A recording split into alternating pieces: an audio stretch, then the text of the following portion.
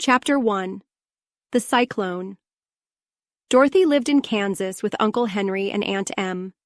Uncle Henry was a farmer and Aunt Em was his wife. Their house was small because they had to bring the wood long distances. The house had 4 walls, a floor, and a roof, making one room. This room had a cook stove, a cupboard for dishes, a table, 3 or 4 chairs, and beds. Uncle Henry and Aunt Em had a big bed, and Dorothy had a small bed. There was no attic or basement, just a small hole in the ground called a cyclone cellar. The family could go there if a big whirlwind came. When Dorothy looked outside, she saw only gray prairie all around her. There were no trees or houses. The sun had made the dirt gray with cracks. The grass was also gray because the sun burned it. The house used to be painted, but the sun and rain made it dull and gray. When Aunt Em came to live there, she was pretty and young, but the sun and wind changed her too. They made her tired and took the color from her face. She used to smile, but now she rarely did. Dorothy was an orphan, and Aunt Em was surprised when Dorothy laughed. She wondered how the little girl could be so happy. Uncle Henry never laughed. He worked hard every day and looked serious. He was gray from his beard to his boots. Toto, Dorothy's little black dog, made her happy. His soft hair and bright eyes made her smile. Dorothy loved to play with Toto. But today, they were not playing. Uncle Henry sat on the porch, looking at the gray sky. Dorothy stood in the doorway with Toto in her arms. Aunt Em was washing the dishes. Then they heard the wind making a low sound from the north, and they saw the grass moving. Uncle Henry stood up and said, "There's a cyclone coming, Em. I will check the animals." He ran to the barn. Aunt Em ran to the door. She saw the danger. "Quick, Dorothy! Run to the cellar!" Toto jumped from Dorothy's arms and hid under the bed. Dorothy wanted to get him. Aunt Em opened the trap door and went down the ladder into the dark cellar. Dorothy finally got Toto and started to follow Aunt Em, but suddenly the wind howled loudly, and the house shook. Dorothy fell to the floor. Then something strange happened. The house turned and lifted into the air. Dorothy felt like she was in a balloon.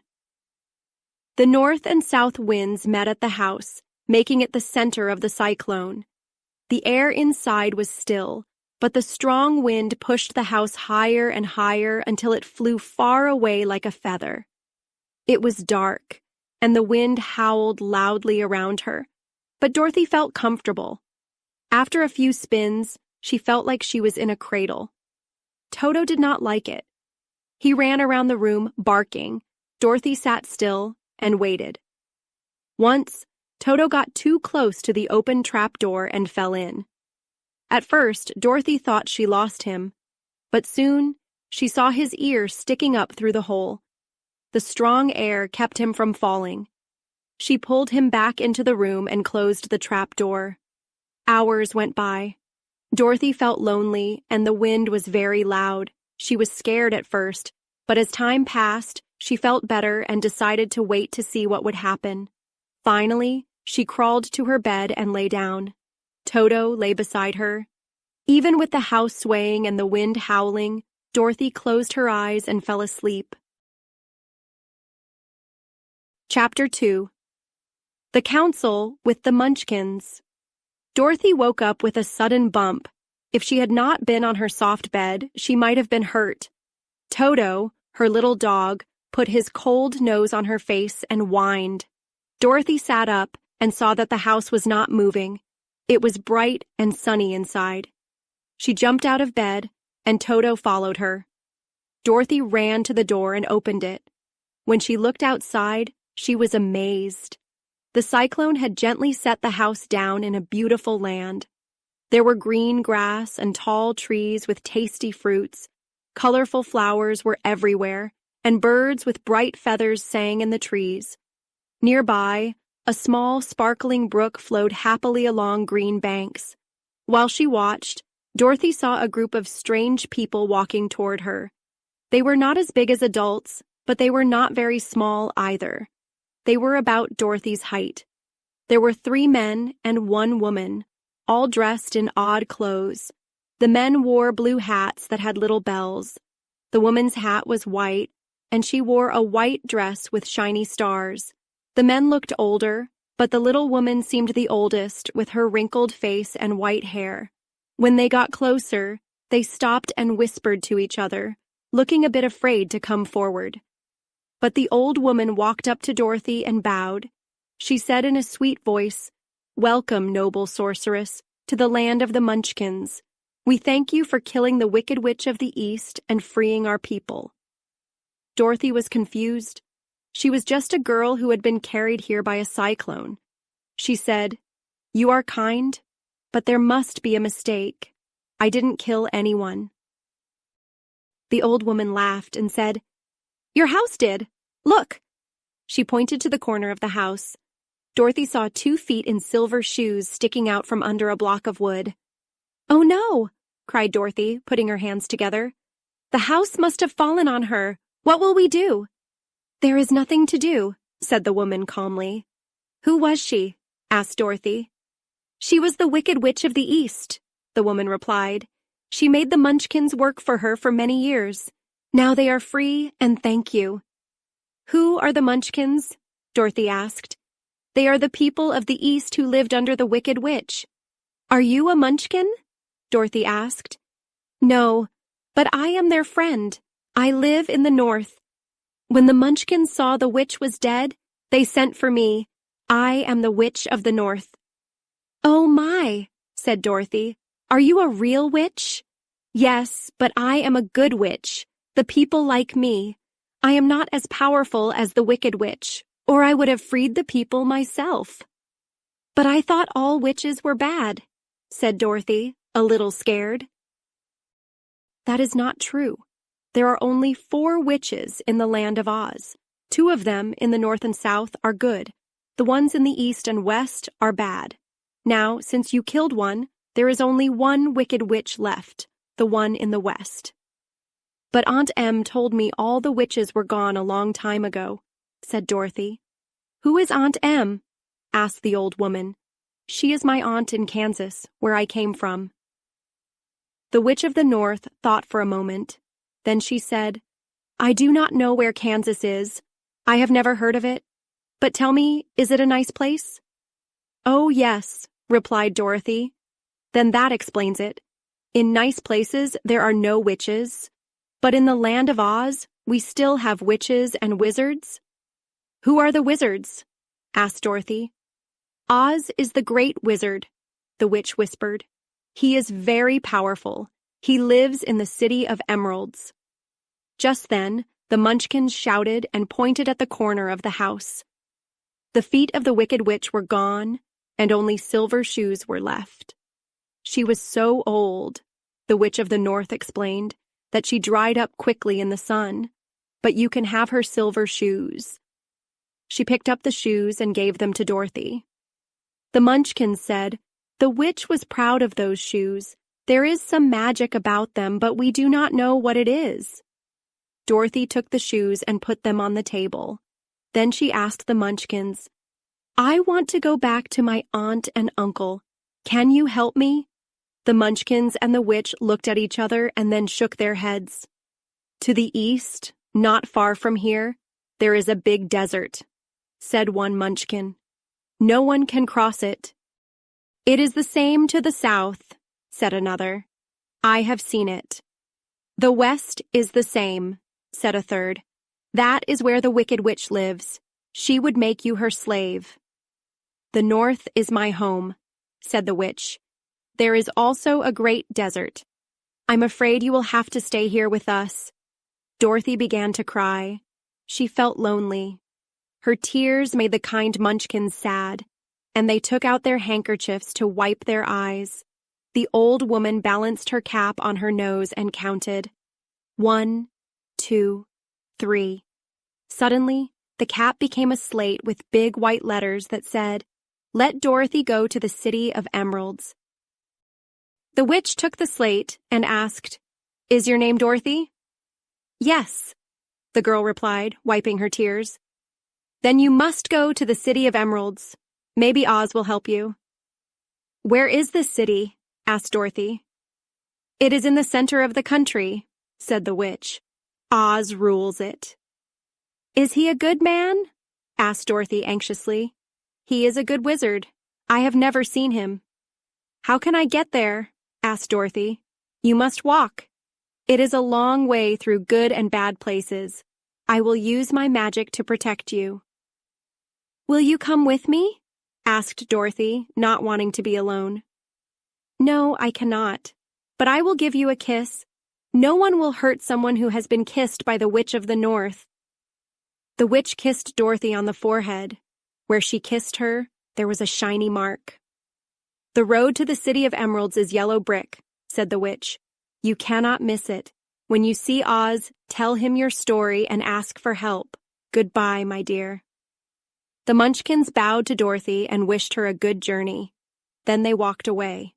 The witch nodded to Dorothy, spun around, and disappeared. Toto barked at her, surprised that she was gone. Dorothy expected the witch to disappear like that, so she was not surprised. She took a deep breath and prepared for her journey ahead. Chapter 3. How Dorothy Saved the Scarecrow. When Dorothy was alone, she felt hungry. She went to the cupboard and cut some bread with butter. She shared some with Toto. Then she took a pail and filled it with clear water from the brook. Toto ran to the trees and barked at the birds. While getting Toto, Dorothy saw some tasty fruit hanging from the branches, so she picked some for breakfast. After that, Dorothy went back to the house. She and Toto drank the cool water, and then Dorothy got ready for her journey to the Emerald City.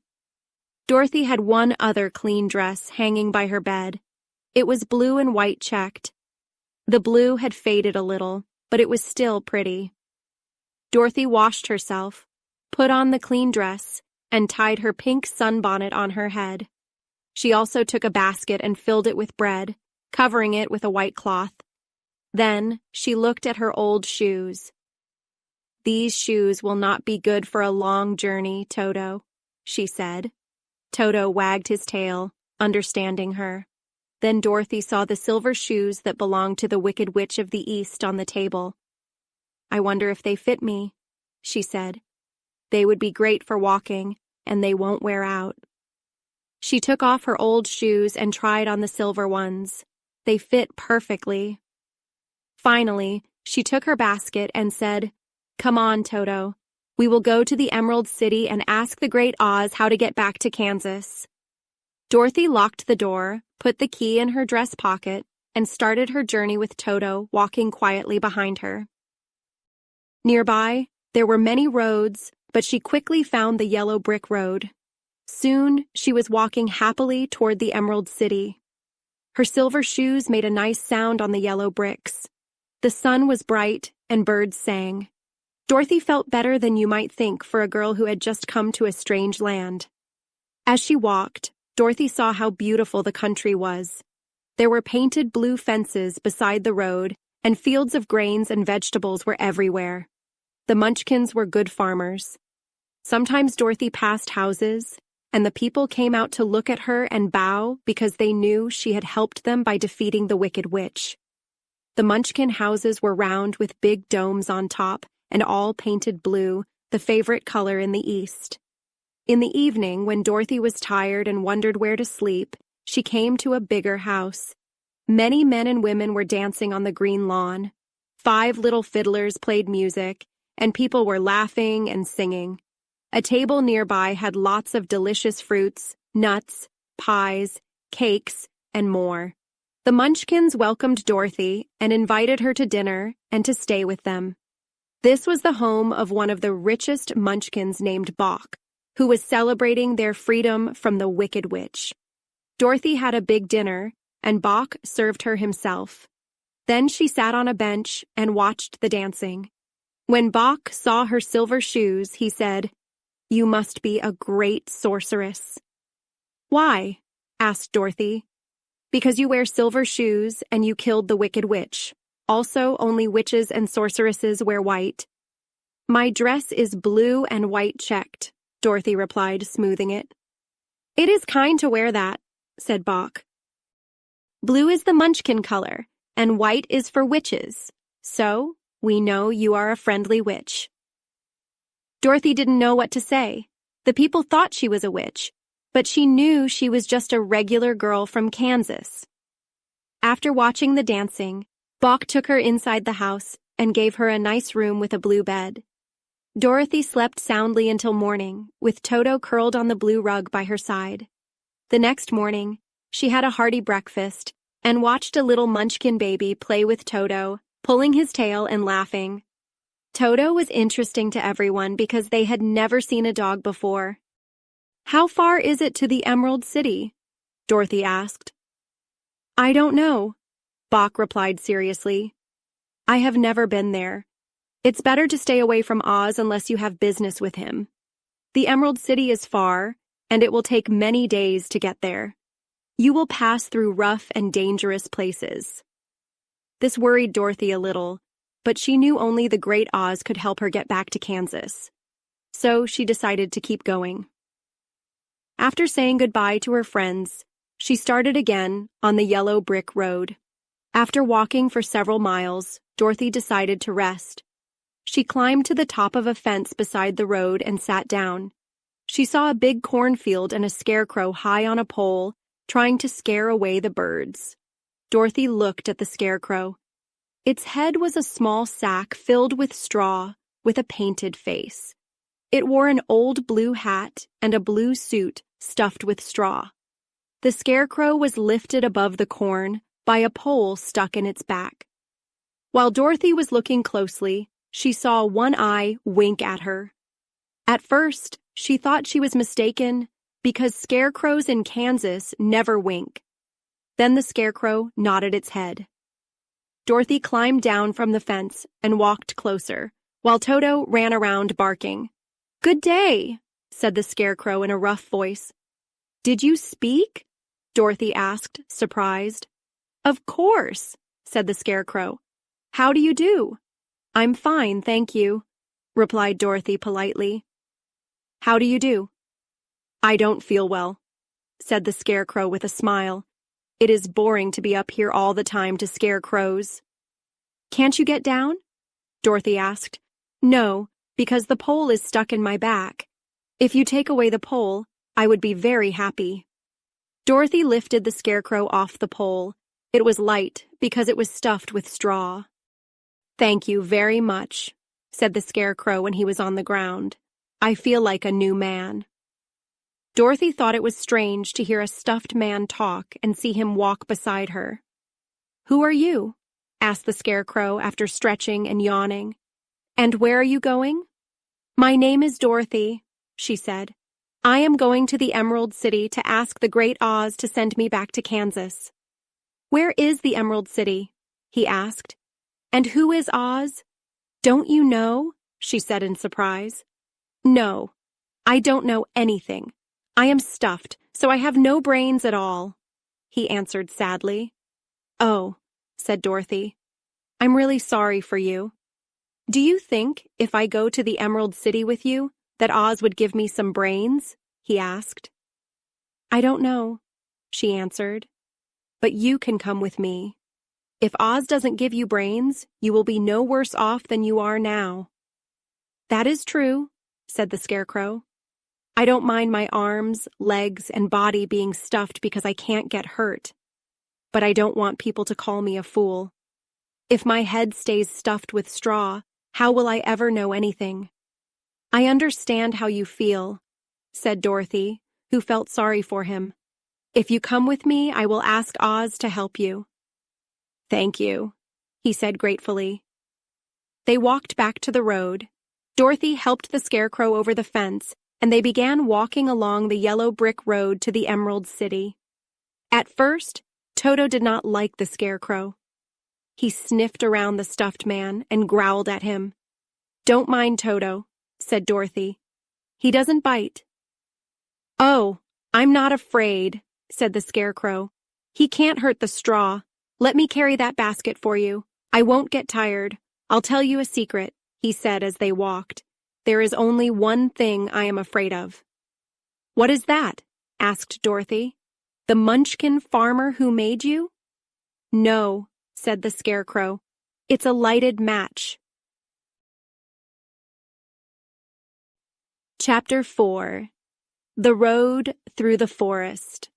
After a few hours, the road became rough, and it was hard to walk. The Scarecrow often stumbled over the yellow bricks, which were uneven. Some bricks were broken or missing, so Toto jumped over the holes and Dorothy walked around them. The Scarecrow, having no brains, walked straight into the holes and fell flat on the ground. It did not hurt him, and Dorothy would laugh and help him up again. The farms here were not as nice as before. There were fewer houses and trees, and the country looked sadder and lonelier as they walked. At noon, they sat by a little brook. Dorothy opened her basket and took out some bread. She offered some to the Scarecrow, but he said no. "I am never hungry," he explained. "My mouth is painted, but I cannot eat. If I cut a hole in it, the straw inside would spill out and spoil my head." Dorothy understood and ate her bread alone. "Tell me about yourself and where you came from," said the Scarecrow after she finished eating. So, Dorothy told him all about Kansas and how the cyclone took her to the strange land of Oz. The Scarecrow listened carefully and said, "I don't understand why you want to leave this beautiful place to go back to gray Kansas." "That is because you don't have brains," Dorothy answered. "Even if our home is dull, we would rather be there than anywhere else. There is no place like home." The Scarecrow sighed. "I can't understand that. If your heads were stuffed with straw like mine, you would want to live in the beautiful places, and Kansas would be empty. It's lucky for Kansas that you have brains." "Won't you tell me a story while we rest?" Dorothy asked. The Scarecrow looked sad and said, "I can't tell stories because my life has been short. I was made just the day before yesterday. I don't know what happened before that. The farmer painted my ears first, so I heard everything around me. The first thing I heard was the farmer saying, 'How do you like those ears?' 'They aren't straight,' said another Munchkin. 'Never mind,' said the farmer. 'They are ears anyway.' Then he made my eyes. When he finished painting my right eye, I looked around for the first time. I was very curious. 'That's a pretty eye,' said the Munchkin. 'Blue is the best color for eyes.' When he made my second eye, I could see better. Then he made my nose and mouth. I didn't speak because I didn't know what a mouth was for. I watched them make my body and arms and legs. When they put my head on, I felt proud because I thought I was as good as any man. 'This fellow will scare the crows,' said the farmer. 'He looks just like a man.' 'He is a man,' said the other Munchkin, and I agreed. The farmer took me to the cornfield and set me on a tall pole where you found me. He and his friend walked away and left me alone. I didn't like being alone. I tried to follow them, but my feet could not touch the ground. I had to stay on that pole. It was lonely with nothing to think about. Many birds came into the cornfield, but they flew away when they saw me. That made me happy because I felt important. An old crow came near and sat on my shoulder. 'I wonder if that farmer thinks he can fool me,' he said. 'Any crow can see you are just stuffed with straw.' Then he landed at my feet and ate all the corn he wanted. The other birds saw he was not afraid and came to eat as well. Soon there were many birds around me. I felt sad because it showed I was not a good scarecrow. But the old crow said, 'If you had brains, you would be as good as any of them. Brains are what really count in this world.' After the crows left, I thought about it and wanted brains. Then you came and helped me, and I believe the Great Oz will give me brains when we reach the Emerald City." "I hope so," said Dorothy. "You seem to really want them." "Oh, yes, I do," said the Scarecrow. "It's uncomfortable to feel like a fool." "Well," said Dorothy, "let's go." She gave the basket to the Scarecrow. Now, there were no fences by the road, and the land was rough and not cared for. In the evening, they came to a big forest with tall trees that grew so close together that their branches covered the yellow brick road. It was almost dark under the trees, but they kept walking. "If this road goes in, it must come out," said the Scarecrow. "The Emerald City is at the other end, so we must follow it." "Anyone would know that," said Dorothy. "Of course, that's why I know it," said the Scarecrow. "If it took brains to figure it out, I wouldn't have said it." After an hour, it got dark, and they stumbled through the darkness. Dorothy could not see well, but Toto could, and the Scarecrow said he could see as well as by day. Dorothy held onto his arm to help her walk. "If you see a house or a place to rest," she said, "please tell me. It's uncomfortable to walk in the dark." Soon, the Scarecrow stopped. "I see a little cottage on our right," he said. "It's made of logs and branches. Shall we go there?" "Yes," Dorothy replied. "I'm very tired." So the Scarecrow led her through the trees to the cottage. Dorothy entered and found a bed of dried leaves in one corner. She laid down and quickly fell asleep with Toto beside her. The Scarecrow stood in the corner and patiently waited for morning. Chapter 5. The Rescue of the Tin Woodman. When Dorothy woke up, the sun was shining through the trees, and Toto had already been chasing birds and squirrels. She sat up and looked around. The Scarecrow was still standing patiently in his corner, waiting for her. "We need to find some water," she said to him. "Why do you want water?" he asked. "To wash my face from the dust of the road and to drink, so the dry bread won't stick in my throat." "It must be hard to be made of flesh," the Scarecrow said thoughtfully. "You have to sleep, eat, and drink, but having brains is worth the trouble of it." They left the cottage and walked through the trees until they found a little spring with clear water. Dorothy drank, washed her face, and ate her breakfast. She noticed there wasn't much bread left in the basket, and she was glad the Scarecrow didn't need to eat since there was barely enough for herself and Toto. When she finished eating and was ready to go back to the yellow brick road, she heard a deep groan nearby. "What was that?" she asked, feeling scared. "I'm not sure," replied the Scarecrow, "but we can go see." Another groan came, sounding like it was behind them. They turned and walked a few steps into the forest, where Dorothy spotted something shiny in the sunlight coming through the trees. She ran to it and gasped in surprise. A big tree was partly chopped, and beside it stood a man made entirely of tin. He had joints in his arms, legs, and head, but he stood still as if he couldn't move at all. Dorothy was amazed, and so was the Scarecrow. Toto barked and snapped at the tin legs, which hurt his teeth. "Did you groan?" Dorothy asked. "Yes," answered the Tin Woodman. "I've been groaning for over a year, and no one has ever heard me or helped me." "What can I do for you?" she asked softly, feeling pity for him. "Get an oil can and oil my joints," he replied. "They are rusted, so I cannot move. If I am well oiled, I'll be okay again. You will find an oil can on a shelf in my cottage."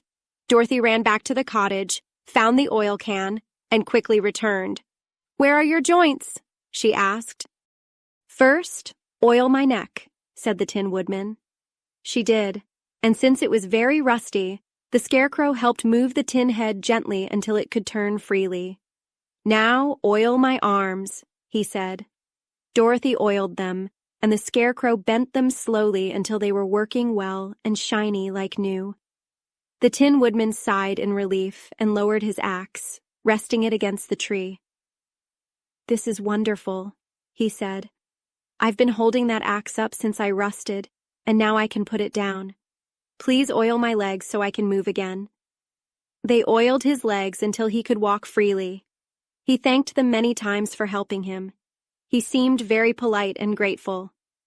"I could have stood there forever if you hadn't come. You saved my life. How did you get here?" he asked. "We are going to the Emerald City to see the Great Oz," Dorothy replied, "and we stopped at your cottage to rest." "Why do you want to see Oz?" he asked. "I want him to send me back to Kansas, and the Scarecrow wants him to give him some brains," she answered.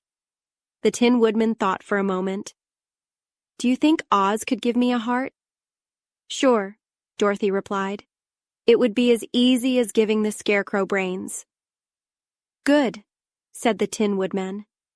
"If I can join your group, I will go to the Emerald City to ask Oz for a heart." "Come along," the Scarecrow said cheerfully, and Dorothy added that she would be happy to have him with them. So, the Tin Woodman took his axe, and they all walked through the forest until they reached the yellow brick road. The Tin Woodman asked Dorothy to put the oil can in her basket. "If I get caught in the rain and rust again, I will really need it," he said. It was lucky to have their new friend join them, because soon after they started walking again, they came to a place where the trees were so thick that they couldn't pass. But the Tin Woodman chopped at the branches with his axe until he cleared a way for everyone. Dorothy was thinking hard as they walked, and she didn't notice when the Scarecrow stumbled into a hole and rolled to the side of the road. He had to call for her to help him up. "Why didn't you walk around the hole?" asked the Tin Woodman. "I don't know," replied the Scarecrow happily. "My head is stuffed with straw, you know, and that's why I'm going to Oz to ask him for some brains." "Oh, I see," said the Tin Woodman. "But you know, brains are not the best thing in the world." "Do you have any?" asked the Scarecrow. "No, my head is empty," replied the Woodman, "but I once had brains and a heart, too. Having tried both, I would much rather have a heart." "Why is that?" asked the Scarecrow. "I will tell you my story, and then you will understand." So as they walked through the forest, the Tin Woodman shared his story. "I was born the son of a woodman who chopped trees and sold the wood. When I grew up, I became a woodchopper too. After my father died, I took care of my mother until she passed. I decided to marry so I wouldn't be lonely. There was a beautiful Munchkin girl I loved with all my heart. She promised to marry me when I earned enough money to build a better house for her. I worked harder than ever, but the girl lived with an old woman who didn't want her to marry anyone. The old woman wanted her to cook and clean. So the old woman went to the Wicked Witch of the East and promised her 2 sheep and a cow if she could stop the marriage. The Wicked Witch enchanted my axe, and one day while I was chopping, it slipped and cut off my left leg. At first, I thought this was a big problem, because a one-legged man couldn't chop wood. I went to a tinsmith who made me a new leg from tin. It worked well, but the Wicked Witch was angry because I was planning to marry. While I was chopping again, the axe slipped and cut off my right leg. I had to have that replaced too. Next, my arms were cut off, one after the other, and I replaced them with tin. Finally, the axe cut off my head, and I thought that was the end of me. But a tinsmith made me a new head. I thought I had beaten the Wicked Witch, and I worked hard again. But she found a new way to keep me from my love. She made my axe cut through my body, splitting me in 2. The tinsmith helped me again and made me a new body of tin, attaching my arms and legs and head with joints so I could move. But I lost my heart and couldn't love the Munchkin girl anymore. I think she is still waiting for me to come for her. My tin body shone in the sunlight, and I was proud. I didn't worry if my axe slipped because it couldn't hurt me. The only danger was rust, so I kept an oil can in my cottage to stay oiled. One day I forgot to do this, and when it rained, my joints rusted. I was left standing in the woods until you came to help. It was terrible, but during the year I stood there, I realized my biggest loss was my heart. I was happiest when I was in love, but you can't love without a heart. I want Oz to give me one. If he does, I will go back and marry the Munchkin girl.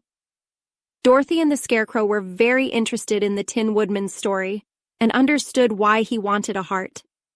"All the same," said the Scarecrow, "I will ask for brains instead of a heart, because a fool wouldn't know what to do with a heart if he had one." "I want the heart," said the Tin Woodman. "Brains do not make you happy, and happiness is the best thing." Dorothy didn't say anything because she was unsure who was right.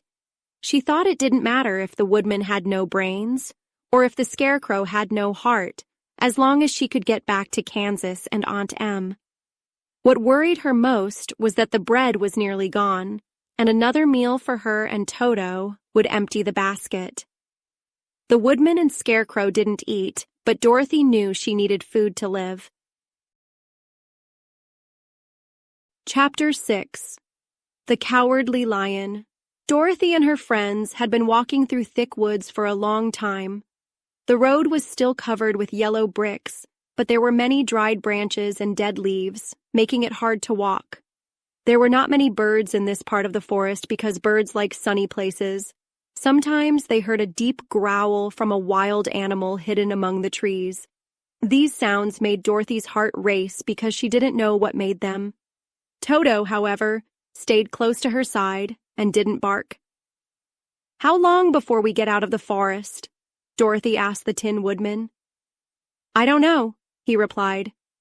"I've never been to the Emerald City. My father went there when I was a boy, and he said it was a long, dangerous journey. But to the city where Oz lives, the land is beautiful. I'm not afraid if I have my oil can and the Scarecrow can't be hurt. Your forehead has the mark of the Good Witch's kiss to protect you." "But Toto," Dorothy said anxiously, "what about him? We must protect him ourselves if he is in danger," the Tin Woodman answered. Just then, a terrible roar echoed through the forest. A big lion jumped onto the road. With one blow of his paw, he sent the Scarecrow flying to the edge of the road, and then he swiped at the Tin Woodman with his sharp claws. But to the lion's surprise, he couldn't hurt the tin, even though the woodman fell over and lay still. Toto, now facing an enemy, ran barking toward the lion. The great beast opened his mouth to bite the dog, but Dorothy rushed forward without thinking and slapped the lion on his nose as hard as she could. "Don't you dare bite, Toto! You should be ashamed of yourself, a big beast like you, trying to bite a little dog!" she yelled. "I didn't bite him," the lion said, rubbing his nose with his paw where Dorothy had hit it. "No, but you tried to," she snapped back. "You are just a big coward." "I know it," the lion said, hanging his head in shame. "I've always known I am a coward, but how can I change that?" "I don't know. Just think of hitting a stuffed man like the poor Scarecrow." "Is he stuffed?" asked the lion in surprise, watching Dorothy help the Scarecrow back on his feet. "Of course he's stuffed," replied Dorothy, still angry. "That's why he fell over so easily," said the lion. "I was surprised to see him spin around like that. Is the other one stuffed too?" "No," replied Dorothy. "He's made of tin." She helped the woodman up. "That's why he nearly dulled my claws," said the lion. "When I scratched against the tin, it gave me a chill down my back. What is that little animal you care for?" "He is my dog, Toto," Dorothy said. "Is he made of tin or stuffed?" asked the lion. "Neither. He's a meat dog," said Dorothy. "Oh, he's a curious little creature and seems very small," said the lion. "No one would think of biting such a little thing except a coward like me." "What makes you a coward?"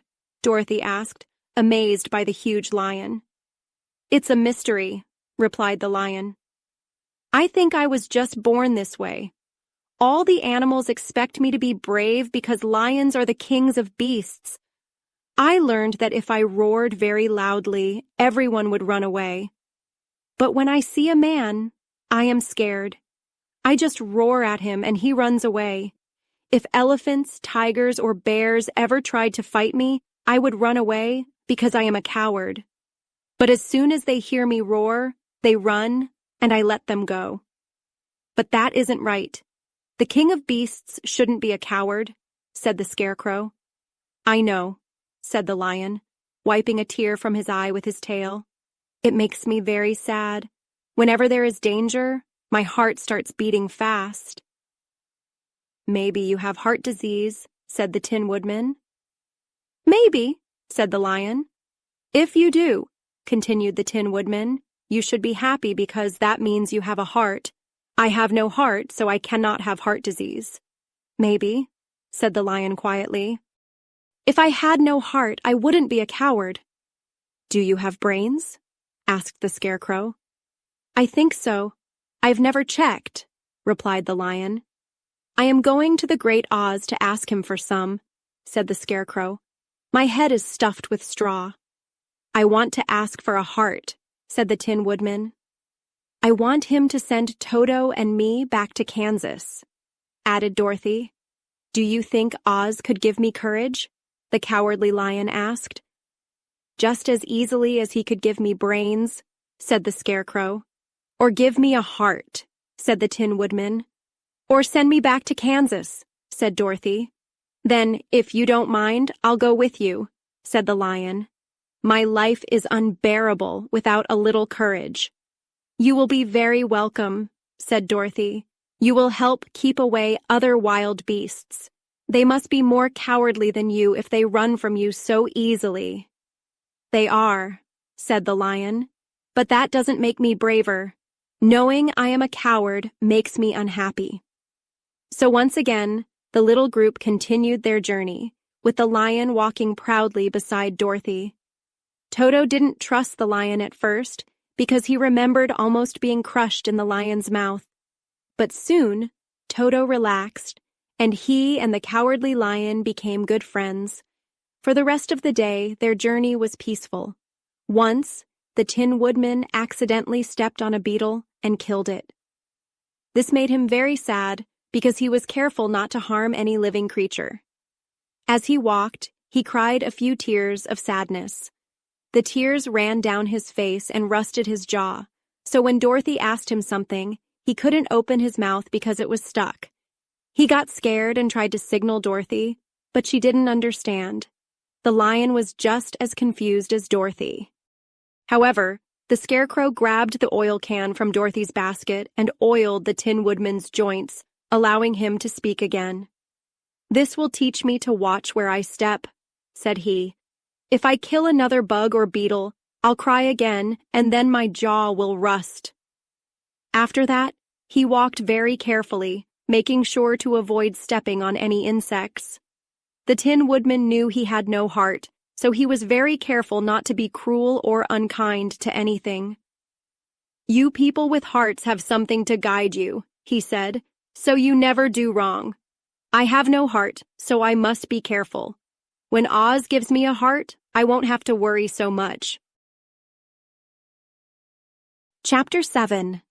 The Journey to the Great Oz.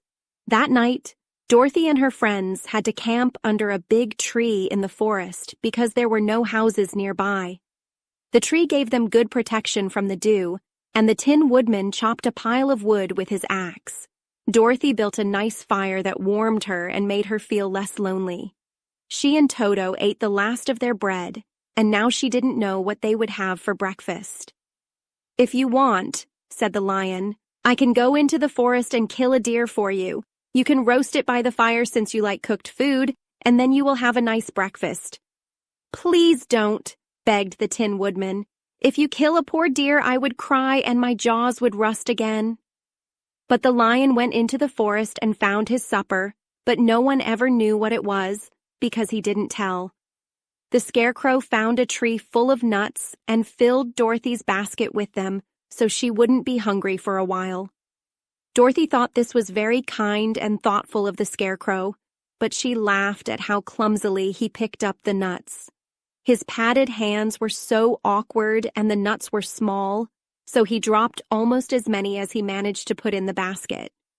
However, the Scarecrow didn't mind how long it took him, as it kept him away from the fire. He was afraid a spark might catch in his straw and burn him up. He stayed far from the flames, only getting close to cover Dorothy with dry leaves when she lay down to sleep. These leaves kept her warm and snug, and she slept soundly until morning. When the sun came up, Dorothy washed her face in a little brook, and soon afterwards, they all began walking toward the Emerald City. This day would be exciting for the travelers. They had hardly walked an hour when they saw a big ditch across the road, stretching far into the forest. It was very wide and deep, with many sharp rocks at the bottom. The sides were steep, so none of them could climb down into it. For a moment, it seemed their journey might end there. "What shall we do?" asked Dorothy, feeling worried. "I have no idea," said the Tin Woodman, and the lion shook his mane and looked thoughtful. The Scarecrow then said, "We can't fly, that's for sure. We can't climb down, so if we can't jump over it, we must stop here." "I think I could jump over it," said the Cowardly Lion after carefully measuring the distance in his mind. "Then we're all right," said the Scarecrow. "You can carry us over on your back, one at a time." "I'll try," said the lion. "Who will go first?" "I will," declared the Scarecrow. "If you find you cannot jump over the ditch, Dorothy could be hurt, or the Tin Woodman could get badly dented on the rocks below. But if I'm on your back, it won't matter as much. I won't hurt if I fall." "I'm afraid of falling," said the Cowardly Lion, "but I suppose I must try it. So get on my back and we will see." The Scarecrow climbed onto the lion's back, and the big beast walked to the edge of the ditch and crouched down. "Why don't you run and jump?" asked the Scarecrow. "Because that's not how lions do things," replied the lion. Then, giving a great leap, he soared through the air and landed safely on the other side. They were all very pleased to see how easily he had done it, and after the Scarecrow got off his back, the lion jumped back across the ditch again. Dorothy decided to go next. She picked up Toto and climbed onto the lion's back, holding tightly to his mane with one hand. In a moment, it felt like she was flying, and before she could think, she was safely on the other side. The lion went back a third time to get the Tin Woodman, and then they all sat down for a few moments to let the lion rest, because his big jumps had left him puffing like a dog that had been running too long. On this side, the forest was very thick and looked dark and gloomy. After the lion rested, they followed the yellow brick road, wondering if they would ever reach the end of the woods and the sunshine again. Soon they heard strange noises from deep in the forest, and the lion whispered that it was in this part of the country where the Kalidas lived. "What are the Kalidas?" Dorothy asked. "They are fierce beasts with bodies like bears and heads like tigers," replied the lion, "and their claws are so long and sharp that they could easily tear me apart, just like I could kill Toto. I'm very afraid of the Kalidas."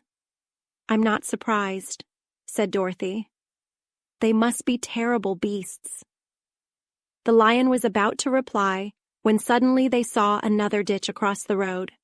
But this ditch was so wide and deep that the lion knew he couldn't leap across it. So they sat down to think about what to do. After a while, the Scarecrow said, "There is a big tree standing near the ditch. If the Tin Woodman can chop it down so that it falls across the ditch, we can walk over it easily." "That's an excellent idea," said the lion. "You must have brains in your head instead of straw." The Tin Woodman got to work right away, and his axe was so sharp that the tree was soon chopped almost through. Then the lion pushed against the tree with his strong legs, and slowly it tipped and fell across the ditch with its top branches on the other side. Just as they began to cross the tree, a sharp growl made them look up. To their horror, 2 huge Kalidas were running towards them. "They are the Kalidas," the Cowardly Lion said, trembling. "Quick!" cried the Scarecrow. "Let us cross over!" So Dorothy went first, holding Toto tightly, followed by the Tin Woodman and then the Scarecrow. The lion, though scared, turned to face the Kalidas and let out a loud roar. Dorothy screamed, and the Scarecrow tumbled backwards, while the fierce beasts stopped in surprise. But seeing they were bigger than the lion, the 2 Kalidas rushed forward again. The lion jumped across the tree and turned to see what would happen next.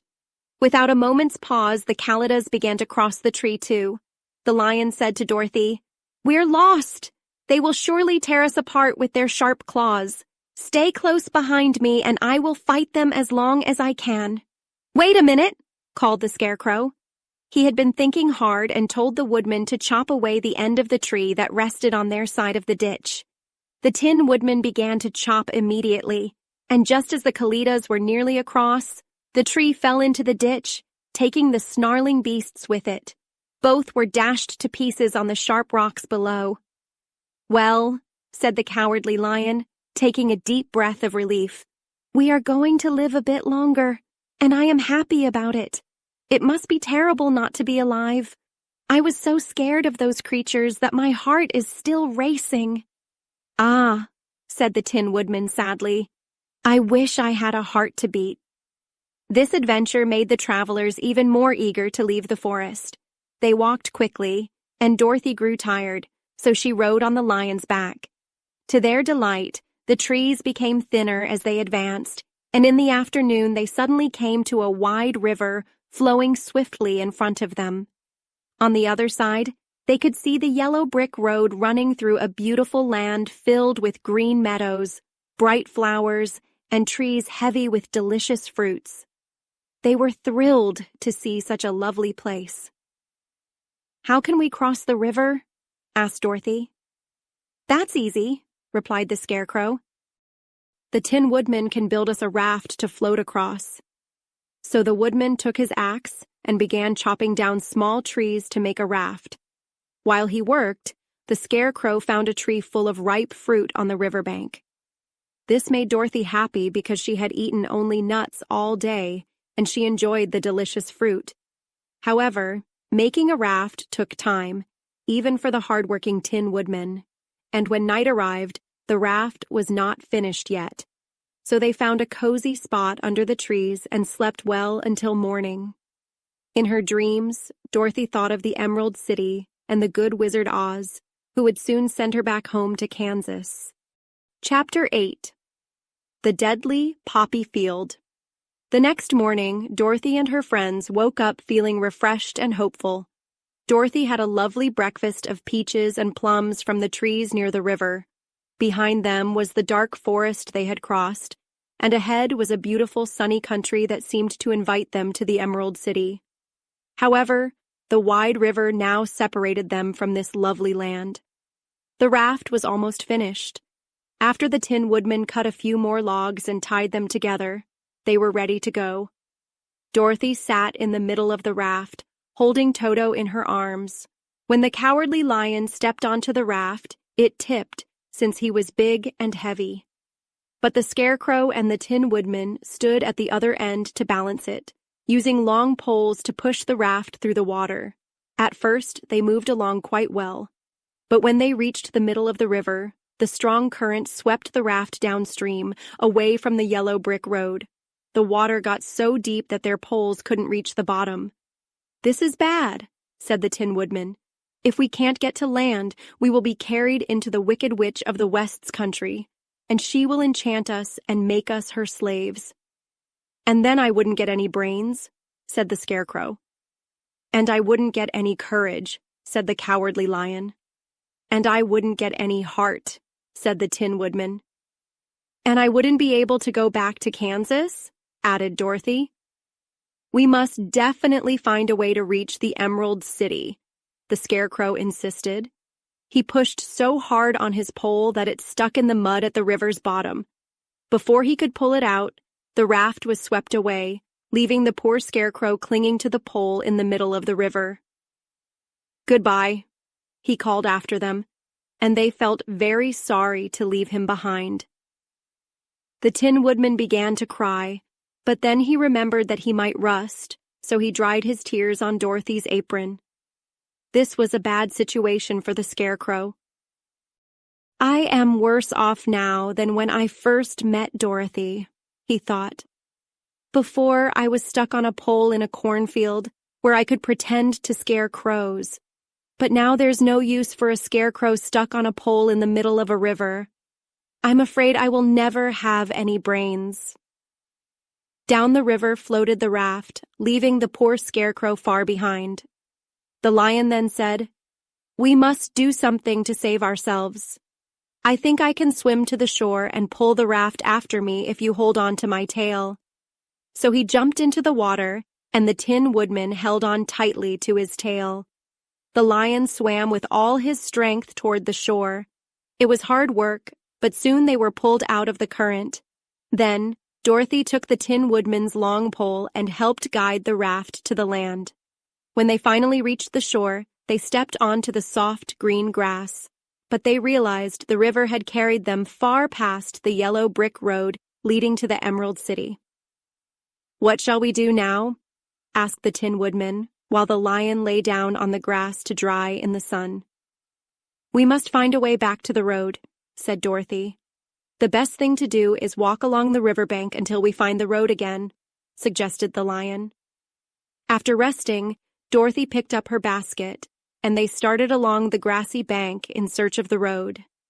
The countryside was beautiful, filled with flowers and fruit trees, and they might have been very happy if they hadn't felt sorry for the Scarecrow. They walked quickly, and Dorothy stopped once to pick a lovely flower. Then the Tin Woodman cried out, "Look!" They all turned to the river and saw the Scarecrow, still perched on his pole in the middle of the water, looking very lonely and sad. "What can we do to save him?" Dorothy asked. The lion and the woodman shook their heads. They didn't know what to do. They sat on the bank, gazing sadly at the Scarecrow until a stork flew by and stopped to rest at the edge of the water. "Who are you, and where are you going?" asked the stork. "I'm Dorothy," replied the girl, "and these are my friends, the Tin Woodman and the Cowardly Lion. We are going to the Emerald City." "This isn't the road," said the stork, twisting her long neck to look closely at the odd party. "I know," Dorothy said, "but we've lost the Scarecrow and are trying to figure out how to get him back." "Where is he?" asked the stork. "He's over there in the river," Dorothy pointed out. "If he weren't so big and heavy, I would get him for you," replied the stork. "He isn't heavy at all," said Dorothy eagerly. "He's stuffed with straw. If you bring him back to us, we'll thank you very much." "Okay, I'll try," said the stork. "But if he is too heavy to carry, I'll have to drop him back in the river." So the big bird flew into the air and over the water to where the Scarecrow was standing on his pole. With her strong claws, she grabbed the Scarecrow by the arm and lifted him into the air, bringing him back to the shore where Dorothy, the lion, the Tin Woodman, and Toto were waiting. When the Scarecrow found himself back with his friends, he was so happy that he hugged them all, even the lion and Toto. As they walked on, he sang Tolderidio at every step because he felt so joyful. "I was afraid I would have to stay in the river forever," he said, "but the kind stork saved me. If I get brains one day, I will find the stork again and do something nice for her." "That's all right," said the stork, flying beside them. "I always like to help anyone in trouble, but I must go now because my babies are waiting for me in the nest. I hope you find the Emerald City and that Oz helps you." "Thank you," Dorothy replied, as the kind stork flew into the sky and soon disappeared from sight. They walked along, listening to the happy songs of brightly colored birds and admiring the lovely flowers. Soon, the ground became covered with big yellow, white, blue, and purple blossoms, along with great clusters of bright scarlet poppies that dazzled Dorothy's eyes. "Aren't they beautiful?" Dorothy asked, breathing in the sweet scent of the vivid flowers. "I suppose so," the Scarecrow responded. "When I have brains, I'll probably appreciate them more. If I had a heart, I would love them," added the Tin Woodman. "I have always liked flowers," said the lion. "They seem so delicate and weak, but there are no flowers in the forest this bright." As they walked on, they encountered more and more big scarlet poppies and fewer other flowers. Soon, they found themselves in the middle of a vast meadow of poppies. It is well known that when many of these flowers grow together, their scent can make anyone who breathes it fall asleep. If that person is not moved away from the flowers, they may sleep on forever. But Dorothy didn't know this. Surrounded by the bright red blossoms, her eyes grew heavy, and she felt she must sit down to rest and sleep. However, the Tin Woodman wouldn't let her stop. "We need to hurry back to the yellow brick road before dark," he insisted, and the Scarecrow agreed. They kept walking until Dorothy could barely stay awake. Her eyes closed despite her efforts, and she forgot where she was, falling asleep among the poppies. "What shall we do?" asked the Tin Woodman. "If we leave her here, she will die," said the Lion. "The smell of the flowers is making us all sleepy. I can hardly keep my eyes open, and even Toto is asleep already." It was true. Toto had fallen down beside his little mistress, while the Scarecrow and the Tin Woodman were less affected by the flowers. "Run fast," said the Scarecrow to the Lion. "Get out of this deadly flower bed as quickly as you can. We will bring the girl with us, but if you fall asleep, you are too big to carry." The Lion shook off his sleepiness and jumped forward as fast as he could. Within moments, he was out of sight. "Let's make a chair with our arms and carry her," said the Scarecrow. So they lifted Toto and placed him in Dorothy's lap, then formed a chair with their hands to carry the sleeping girl through the flowers. They walked on, and it seemed the meadow of deadly flowers would never end. They followed the river bend and finally found their friend the Lion, lying asleep among the poppies. The flowers had overwhelmed him, and he had given up, lying just near the edge of the poppy field where beautiful green grass stretched out before them. "We can't do anything for him," said the Tin Woodman sadly. "He is too heavy to lift. We must leave him here to sleep forever, and maybe he will dream that he has found courage." "I'm sorry," said the Scarecrow. "The Lion was a good companion, despite his cowardice, but we must move on." They carried the sleeping girl to a lovely spot beside the river, far enough from the poppy field to keep her from breathing in the flowers' poison. There, they gently laid her down on the soft grass and waited for the fresh breeze to wake her. Chapter 9. The Queen of the Field Mice. The next morning, Dorothy and her friends woke up feeling refreshed and full of hope. Dorothy had a delightful breakfast of peaches and plums from the trees by the river.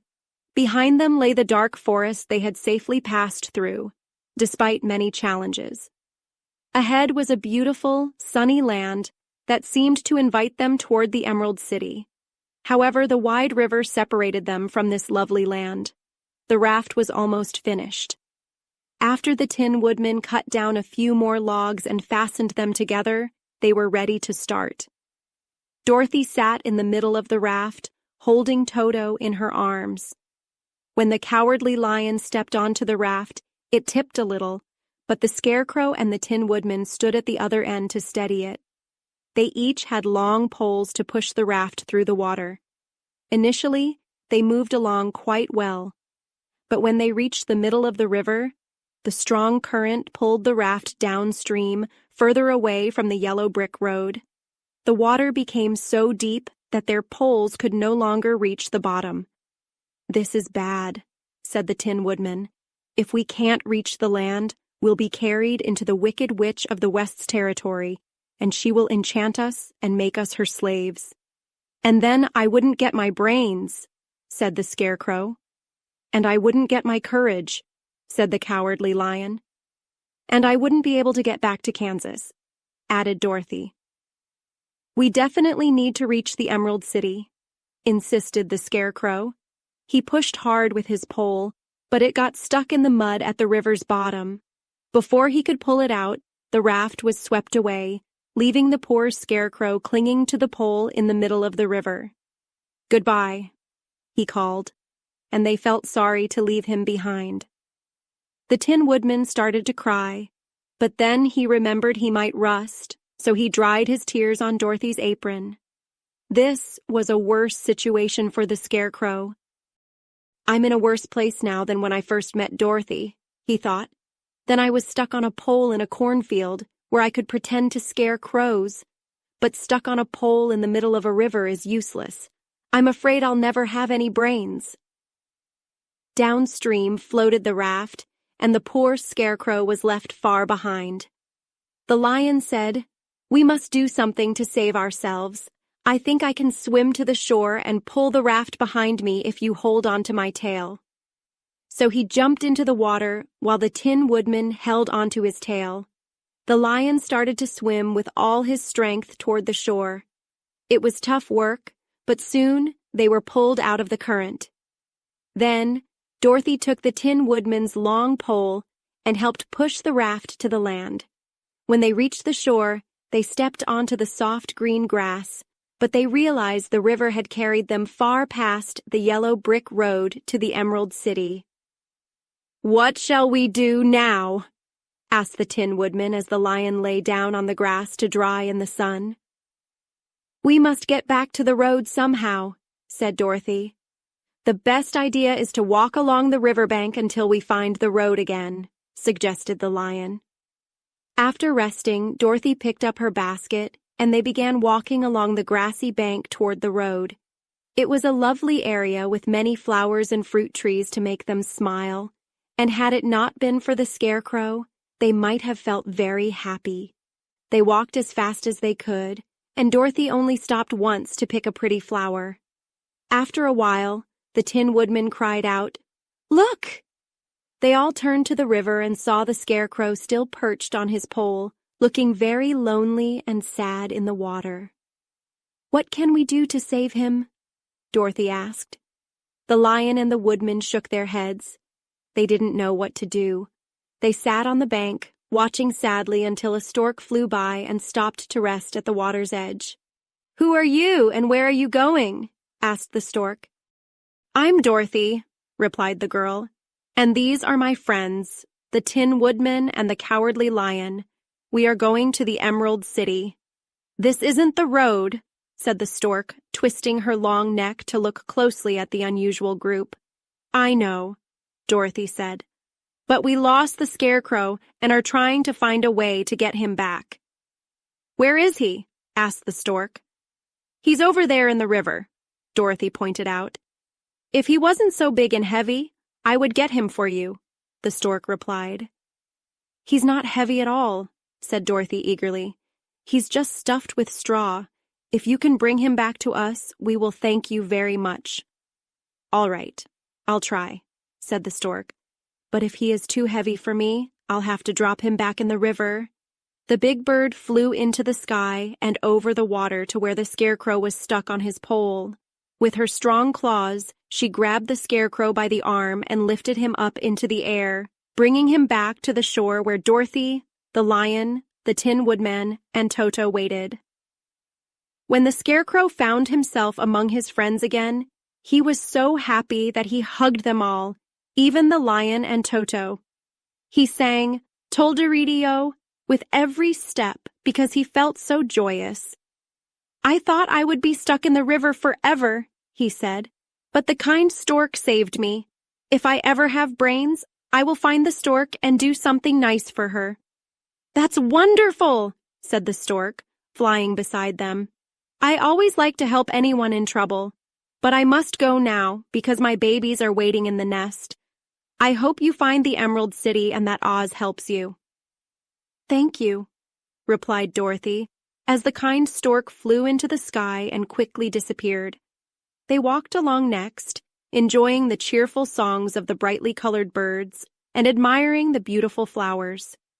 Soon, the ground became a carpet of big yellow, white, blue, and purple blossoms, alongside large clusters of bright red poppies that dazzled Dorothy's eyes.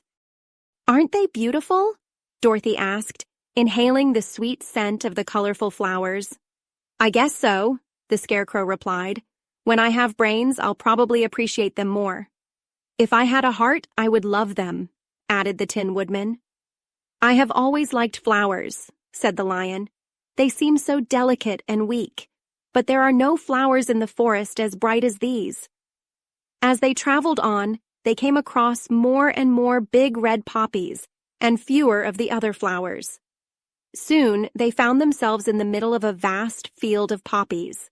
It is well known that when many of these flowers grow together, their scent can make anyone who breathes it fall asleep. If the person isn't moved away from the flowers, they might sleep endlessly. But Dorothy didn't know this. Surrounded by the bright red blooms, her eyelids grew heavy, and she felt she had to sit down to rest and sleep. But the Tin Woodman wouldn't let her stop. "We must hurry and reach the yellow brick road before dark," he said, and the Scarecrow agreed. They continued walking until Dorothy could no longer keep her eyes open. They closed and she forgot where she was, falling asleep among the poppies. "What should we do?" asked the Tin Woodman. "If we leave her here, she will die," cried the Lion. "The smell of the flowers is overpowering. I can barely keep my eyes open, and even Toto has fallen asleep." This was true. Toto had plopped down beside Dorothy. But the Scarecrow and the Tin Woodman, not being made of flesh, weren't affected by the flower's scent. "Run fast," said the Scarecrow to the Lion. "Get out of this deadly flower patch as quickly as you can. We will carry the girl, but you are too big to lift if you fall asleep." The Lion shook off his sleepiness and jumped forward as quickly as he could. In a moment, he was out of sight. "Let's make a chair with our hands and carry her," suggested the Scarecrow. So they picked up Toto and placed him in Dorothy's lap, then formed a chair with their hands to lift the sleeping girl through the flowers. They walked on, and it seemed the field of deadly flowers would never end. They followed the river's bend and finally found their friend the Lion, lying fast asleep among the poppies. The flowers had overwhelmed him, and he had given in, lying just near the poppy field's edge, where green grass stretched out before them. "We can't help him," said the Tin Woodman sadly. "He is far too heavy to lift. We must leave him here to sleep forever, and maybe he will dream that he has found his courage." "I'm sorry," said the Scarecrow. The Lion was a good companion, even though he was cowardly. "But we must go on." They carried the sleeping girl to a lovely spot by the river, far enough from the poppy field so she wouldn't breathe in any more of the flowers' poison. There, they gently laid her down on the soft grass and waited for the fresh breeze to wake her. Chapter 10. The Guardian of the Gate. After a while, the Cowardly Lion woke up. He had been lying among the poppies for a long time, breathing in their sweet but dangerous scent. When he opened his eyes and rolled off the truck, he was very glad to find he was still alive. "I ran as fast as I could," he said, sitting down and yawning. "But the flowers were too strong for me. How did you get me out?" Dorothy and the Tin Woodman told him about the field mice and how they had saved him. The Cowardly Lion laughed and said, "I always thought I was big and fierce, yet tiny flowers came close to killing me, and little mice saved my life. How strange! But what shall we do now?" "We must find the yellow brick road again," said Dorothy. "Then we can continue to the Emerald City." Feeling fully refreshed, the Lion joined them as they started their journey. They enjoyed walking through the soft, fresh grass. It wasn't long before they found the yellow brick road and turned toward the Emerald City, where the great Oz lived.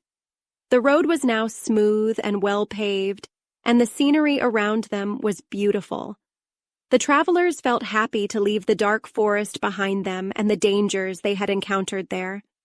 They could now see fences beside the road, painted green, and when they passed a small green house with a farmer living inside, they passed a few more similar homes. Sometimes people came to their doors and looked out, as if they wanted to ask questions. However, no one came near, nor spoke to them because they were afraid of the big lion. The people were dressed in lovely emerald green clothing and wore pointed hats like the Munchkins. "This must be the land of Oz," said Dorothy. "We are getting closer to the Emerald City." "Yes," answered the Scarecrow. "Here, everything is green, while in the Munchkins' land, blue was the favorite color. But the people do not seem as friendly as the Munchkins, and I'm worried we won't find a place to spend the night." "I would like something to eat besides fruit," said Dorothy, "and I think Toto is very hungry. Let's stop at the next house and talk to the people." When they came to a nice-sized farmhouse, Dorothy walked boldly to the door and knocked. A woman opened the door just enough to look out. "What do you want, child, and why is that great lion with you?" "We'd like to stay the night if you'll let us," Dorothy replied. "The lion is my friend and wouldn't hurt you for anything." "Is he tame?" the woman asked, opening the door a little wider. "Oh, yes," said the girl. "He's a big coward, too. He will be more afraid of you than you are of him." "Well," said the woman after some thought, looking again at the lion, "if that's the case, you can come in. I'll give you supper and a place to sleep." They entered the house, where, in addition to the woman, there were 2 children and a man. The man was lying on a couch in a corner because he had hurt his leg. They all looked surprised to see such a strange group, and while the woman was setting the table, the man asked, "Where are you all going?" "To the Emerald City," said Dorothy, "to see the Great Oz." "Oh, really?" exclaimed the man. "Are you sure Oz will see you?" "Why not?" she replied. "It's said that he never lets anyone come into his presence. I've been to the Emerald City many times, and though it's beautiful and wonderful, I've never been allowed to see the Great Oz, nor do I know anyone who has." "Does he never go out?" asked the Scarecrow. "Never. He stays in his throne room all day, and even those who serve him never see him face to face." "What is he like?" asked Dorothy. "That's hard to say," said the man thoughtfully. "You see, Oz is a great wizard and can be anything he wants. Some say he looks like a bird, some say an elephant, and others think he looks like a cat or a beautiful fairy or a brownie. But nobody knows what he really looks like in his true form." "That's strange," said Dorothy. "But we have to try to see him, or our journey will be for nothing." "Why do you want to see the terrible Oz?" asked the man. "I want him to give me brains," said the Scarecrow eagerly. "Oh, Oz can easily do that," the man declared. "He has more brains than he needs." "And I want him to give me a heart," said the Tin Woodman. "That won't trouble him either," the man continued. "Oz has a large collection of hearts, of all sizes and shapes." "And I want him to give me courage," said the Cowardly Lion. "Oz has a big pot of courage in his throne room," the man explained. "He keeps it covered with a golden plate to keep it from spilling. He'll be happy to share some with you." "And I want him to send me back to Kansas," said Dorothy. "Where is Kansas?" the man asked in surprise. "I don't know," Dorothy replied sadly. "But it's my home, and I'm sure it's out there somewhere. Very likely. Well, Oz can do anything, so I suppose he'll help you find Kansas. But first you must see him, which can be very difficult, because the Great Wizard doesn't like to meet anyone." "What about you?" he asked Toto. Toto only wagged his tail because, strangely, he could not speak. The woman then called them to supper, and they gathered around the table. Dorothy enjoyed a delicious meal of porridge, scrambled eggs, and nice white bread. The lion tried some porridge as well, but didn't like it because he thought it was food for horses, not lions. The Scarecrow and the Tin Woodman didn't eat anything. Toto enjoyed a bit of everything and was glad to have a good meal again. After supper, the woman gave Dorothy a bed to sleep in, and Toto lay beside her. The lion sat guard at the door to keep her safe. The Scarecrow and the Tin Woodman stood quietly in a corner all night, though they couldn't sleep. The next morning, as soon as the sun came up, they continued on their way. Soon they saw a bright green glow in the sky ahead of them. "That must be the Emerald City," Dorothy exclaimed. As they walked, the green glow grew brighter, and finally, they felt they were nearing the end of their long travels. However, it was afternoon by the time they arrived at the high, thick, bright green wall surrounding the city. At the end of the yellow brick road was a big gate decorated with emeralds that sparkled in the sunlight, dazzling even the painted eyes of the Scarecrow. Beside the gate was a bell, and Dorothy pushed the button, hearing a lovely sound from within. The large gate slowly opened, and they all entered, finding themselves in a grand room with walls that shimmered with countless emeralds. Before them stood a little man, about the same size as the Munchkins. He was dressed completely in green from head to toe, and his skin had a greenish tint. Next to him was a large green box. When he saw Dorothy and her friends, he asked, "What do you wish in the Emerald City?" "We came here to see the Great Oz," said Dorothy. The man was so surprised that he sat down to think for a moment. "It has been many years since anyone asked to see Oz," he said, shaking his head in confusion. "He is powerful and terrible, and if you come for a silly reason to bother the Great Wizard, he might get angry and destroy all of you." "But this is not a silly errand," replied the Scarecrow. "It is important. We have been told that Oz is wise and kind." "Indeed he is," said the Green Man, "and he rules the Emerald City wisely. But to those who come with dishonest intentions or just out of curiosity, he appears very fierce, and few dare to ask to see him face to face. I am the guardian of the gates, and since you wish to see the Great Oz, I will take you to his palace. But first, you must wear the spectacles." "Why?" asked Dorothy. "Because without them, the brightness and glory of the Emerald City would blind you. Everyone who lives here wears spectacles all the time. When the city was built, Oz ordered that, and I have the only key that unlocks them." He opened the large box, and Dorothy saw it was filled with spectacles of every size and shape, all with green lenses.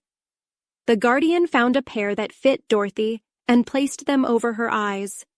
There were golden bands attached that went around the back of her head, locking them in place with a small key on a chain he wore around his neck.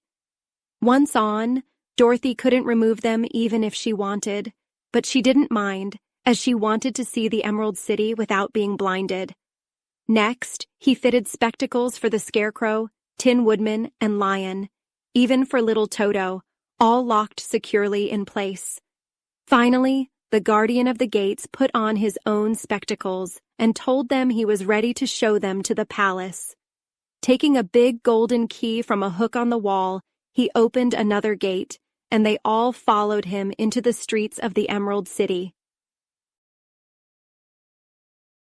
Chapter 11. The Queen of the Field. Mice Dorothy and her friends were happy to see the bright green surroundings of the Emerald City. Though they wore green spectacles to protect their eyes from the blinding light, they were still amazed by the beauty of the city. The streets were lined with lovely houses made of green marble, all sparkling with emeralds. They walked on a smooth pavement of the same green marble, where rows of emeralds glittered under the sunlight. The window panes were green glass, and even the sky seemed to have a green hue. Many people, men, women, and children, walked about, dressed in green clothes with greenish skin. They looked at Dorothy and her unusual group with curious eyes, and the children ran away to hide behind their mothers when they saw the lion. No one spoke to them. The shops they passed were filled with green candy, green popcorn, green shoes, green hats, and other green items. One vendor was selling green lemonade, and Dorothy noticed that the children paid with green coins. There were no horses or animals around. Instead, the people carried things in little green carts. Everyone seemed happy and content. The Guardian of the Gates led them through the streets until they arrived at a large building in the center of the city. This was the Palace of Oz, the Great Wizard. A soldier dressed in a green uniform with a long green beard stood at the door. "Here are some strangers," said the Guardian to the soldier, "and they wish to see the Great Oz." "Step inside," answered the soldier, "and I will take your message to him." They entered the palace and found themselves in a large room with a green carpet and beautiful furniture adorned with emeralds. The soldier made them wipe their feet on a green mat before they sat down. He then said politely, "Please make yourselves comfortable while I tell Oz you are here." They waited a long time for the soldier to return. Finally, when he came back, Dorothy asked, "Did you see Oz?" "Oh, no," replied the soldier. "I've never seen him. I only spoke to him as he sat behind his screen. He said he will meet you, but you must each enter his presence alone, one at a time. You will need to stay in the palace for several days, so I will show you to your rooms where you can rest after your journey." "Thank you," replied Dorothy. "That's very kind of Oz." The soldier blew a green whistle, and a young girl dressed in a lovely green silk gown entered the room. She had beautiful green hair and green eyes, and she bowed to Dorothy, saying, "Follow me, and I will show you your room." Dorothy said goodbye to her friends, except for Toto, who she carried in her arms. The green girl led her through 7 passages and up 3 flights of stairs until they reached a room at the front of the palace. It was the sweetest little room, with a soft bed covered in green silk sheets and a green velvet blanket. There was a tiny fountain in the middle that sprayed green perfume into the air, falling back into a beautifully carved green marble basin. Bright green flowers filled the windows, and a shelf held little green books. When Dorothy opened the books, she found them full of funny green pictures that made her laugh. The wardrobe was full of beautiful green dresses made of silk, satin, and velvet that all fit Dorothy perfectly. "Make yourself at home," said the green girl. "If you want anything, just ring the bell. Oz will send for you tomorrow morning." She left Dorothy alone and returned to the others, who also found pleasant rooms. The Scarecrow stood quietly in a corner, unable to lie down or sleep because he was made of straw. He just stared at a little spider weaving a web in the corner. The Tin Woodman lay on his bed, but since he couldn't sleep, he moved his joints up and down to keep them working. The lion didn't like being shut up in a room, but rolled onto the bed, curled up like a cat, and was soon fast asleep. The next morning, after breakfast, the Green Maiden returned to fetch Dorothy. She dressed Dorothy in a lovely gown made of green brocade. Dorothy also put on a green silk apron and tied a green ribbon around Toto's neck. Together, they started for the throne room of the Great Oz. First, they entered a grand hall filled with many ladies and gentlemen of the court, all dressed in rich costumes. These people seemed to be waiting outside the throne room but were never allowed to see Oz. As Dorothy walked in, they looked at her curiously. One asked, "Are you really going to see Oz the Terrible?" "Of course," answered Dorothy, "if he will see me." "Oh, he will see you," said the soldier who had delivered her message to the wizard. "But he doesn't like people to ask to see him. At first he was angry and said I should send you back. Then he showed interest when I mentioned your silver shoes. Finally, I told him about the mark on your forehead, and he agreed to meet you." At that moment, a bell rang, and the green girl said to Dorothy, "That's your signal. You must go into the throne room alone." She opened a small door, and Dorothy walked boldly through. She found herself in a magnificent place. It was a big round room with a high arched ceiling, and the walls, ceiling, and floor were covered in large emeralds set closely together. In the center of the roof was a bright light, shining like the sun and making the emeralds sparkle beautifully. However, what fascinated Dorothy the most was the large throne of green marble in the middle of the room. It looked like a chair decorated with gems, and in the center sat a huge head without a body or any arms or legs. The head had no hair but had eyes, a nose, and a mouth, and it was much larger than the head of a giant. As Dorothy stared in wonder and fear, the eyes slowly turned and looked sharply at her. Then the mouth moved and the voice said, "I am Oz, the great and terrible. Who are you, and why do you seek me?" It wasn't as scary as she expected, so Dorothy took a deep breath and replied, "I am Dorothy, the small and meek. I have come to you for help." The eyes gazed at her thoughtfully for a moment. Then the voice asked, "Where did you get the silver shoes?" "I got them from the Wicked Witch of the East when my house fell on her and killed her," she said. "And where did you get the mark on your forehead?" continued the voice. "That is from the Good Witch of the North, who kissed me goodbye and sent me to you," said Dorothy. The eyes looked sharply at her again, and seemed to see that she was telling the truth. Then Oz asked, "What do you wish me to do?" "Send me back to Kansas, where my Aunt Em and Uncle Henry are," she replied earnestly.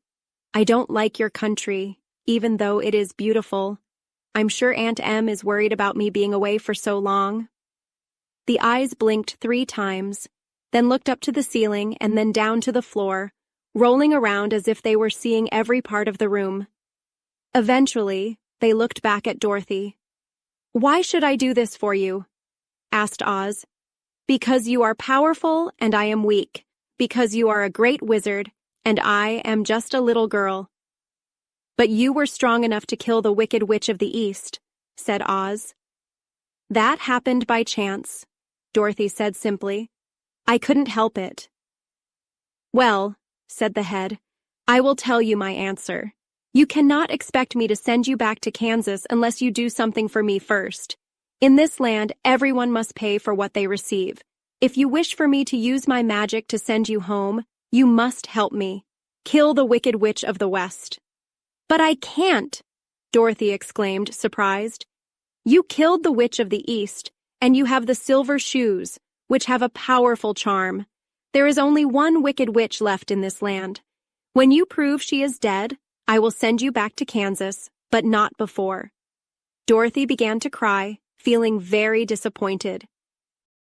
The eyes winked again and seemed to show that the Great Oz felt she could help him if she wanted to. "I have never killed anything," she sobbed. "Even if I wanted to, how could I kill the Wicked Witch? If you, who are great and terrible, cannot do it, how can you expect me to?" "I do not know," said the head, "but that is my answer. Until the Wicked Witch is dead, you will not return to your uncle and aunt. Remember, the witch is wicked, very wicked, and must be killed. Now go, and do not come to me again until you complete your task." Sadly, Dorothy left the throne room and returned to where the Lion, Scarecrow, and Tin Woodman were waiting to hear what the Great Oz had said. "There is no hope for me," she said sadly. "Oz won't send me home until I kill the Wicked Witch of the West, and I can never do that." Her friends felt sorry but could not help her, so Dorothy went to her room, lay down on the bed, and cried herself to sleep. The next morning, the soldier with the green whiskers came to the Scarecrow and said, "Come with me. Oz has sent for you." The Scarecrow followed him and entered the great throne room, where he saw a lovely lady sitting on the emerald throne. She wore a gown of green silk and had a crown of jewels on her flowing green hair. Beautiful wings, colorful and light, sprouted from her shoulders. When the Scarecrow bowed politely as best as he could, the lady looked sweetly at him and said, "I am Oz, the great and terrible. Who are you, and why do you seek me?" The Scarecrow, who had expected to see the head Dorothy had described, was astonished. But he answered bravely, "I am only a scarecrow stuffed with straw. Therefore, I have no brains, and I come to you asking for you to put brains in my head instead of straw, so I can be as good a man as anyone else in your land." "Why should I do this for you?" asked the lady. "Because you are wise and powerful, and no one else can help me," replied the Scarecrow. "I never grant favors without a return," said Oz, "but this much I can promise. If you help Dorothy kill the Wicked Witch of the West, I will give you many brains, and they will be the best brains, making you the wisest man in all of Oz." "I thought you told Dorothy to kill the witch," said the Scarecrow in surprise. "I did. I don't care who kills her, but you cannot have what you want until she is dead. Now go, and do not seek me again until you have earned the brains you desire." The Scarecrow returned sadly to his friends and told them what Oz had said. Dorothy was surprised to find the Great Wizard was not a head, but a lovely lady. "All the same," said the Scarecrow, "she needs a heart as much as the Tin Woodman." The next morning, the soldier with the green whiskers came to the Tin Woodman and said, "Oz has sent for you. Follow me."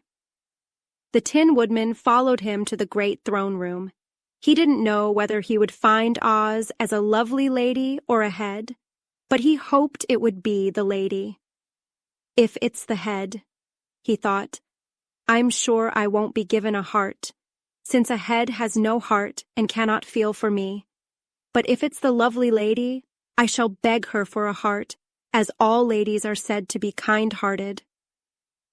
When the woodman entered the great throne room, he saw neither the head nor the lady. Instead, Oz had taken the shape of a terrible beast, nearly as big as an elephant. The green throne seemed barely strong enough to hold it. The beast had a head like a rhinoceros, with 5 eyes in its face, 5 long arms, and 5 long, slim legs. Thick, woolly hair covered its whole body, and it was truly a frightening creature. Lucky for the Tin Woodman, he had no heart at that moment. Otherwise, it would have been pounding from fear. But being made of tin, he wasn't afraid, though he felt very disappointed. I am Oz, the great and terrible, roared the beast. Who are you, and why do you seek me? I am a woodman made of tin, he said. I have no heart, and I cannot love.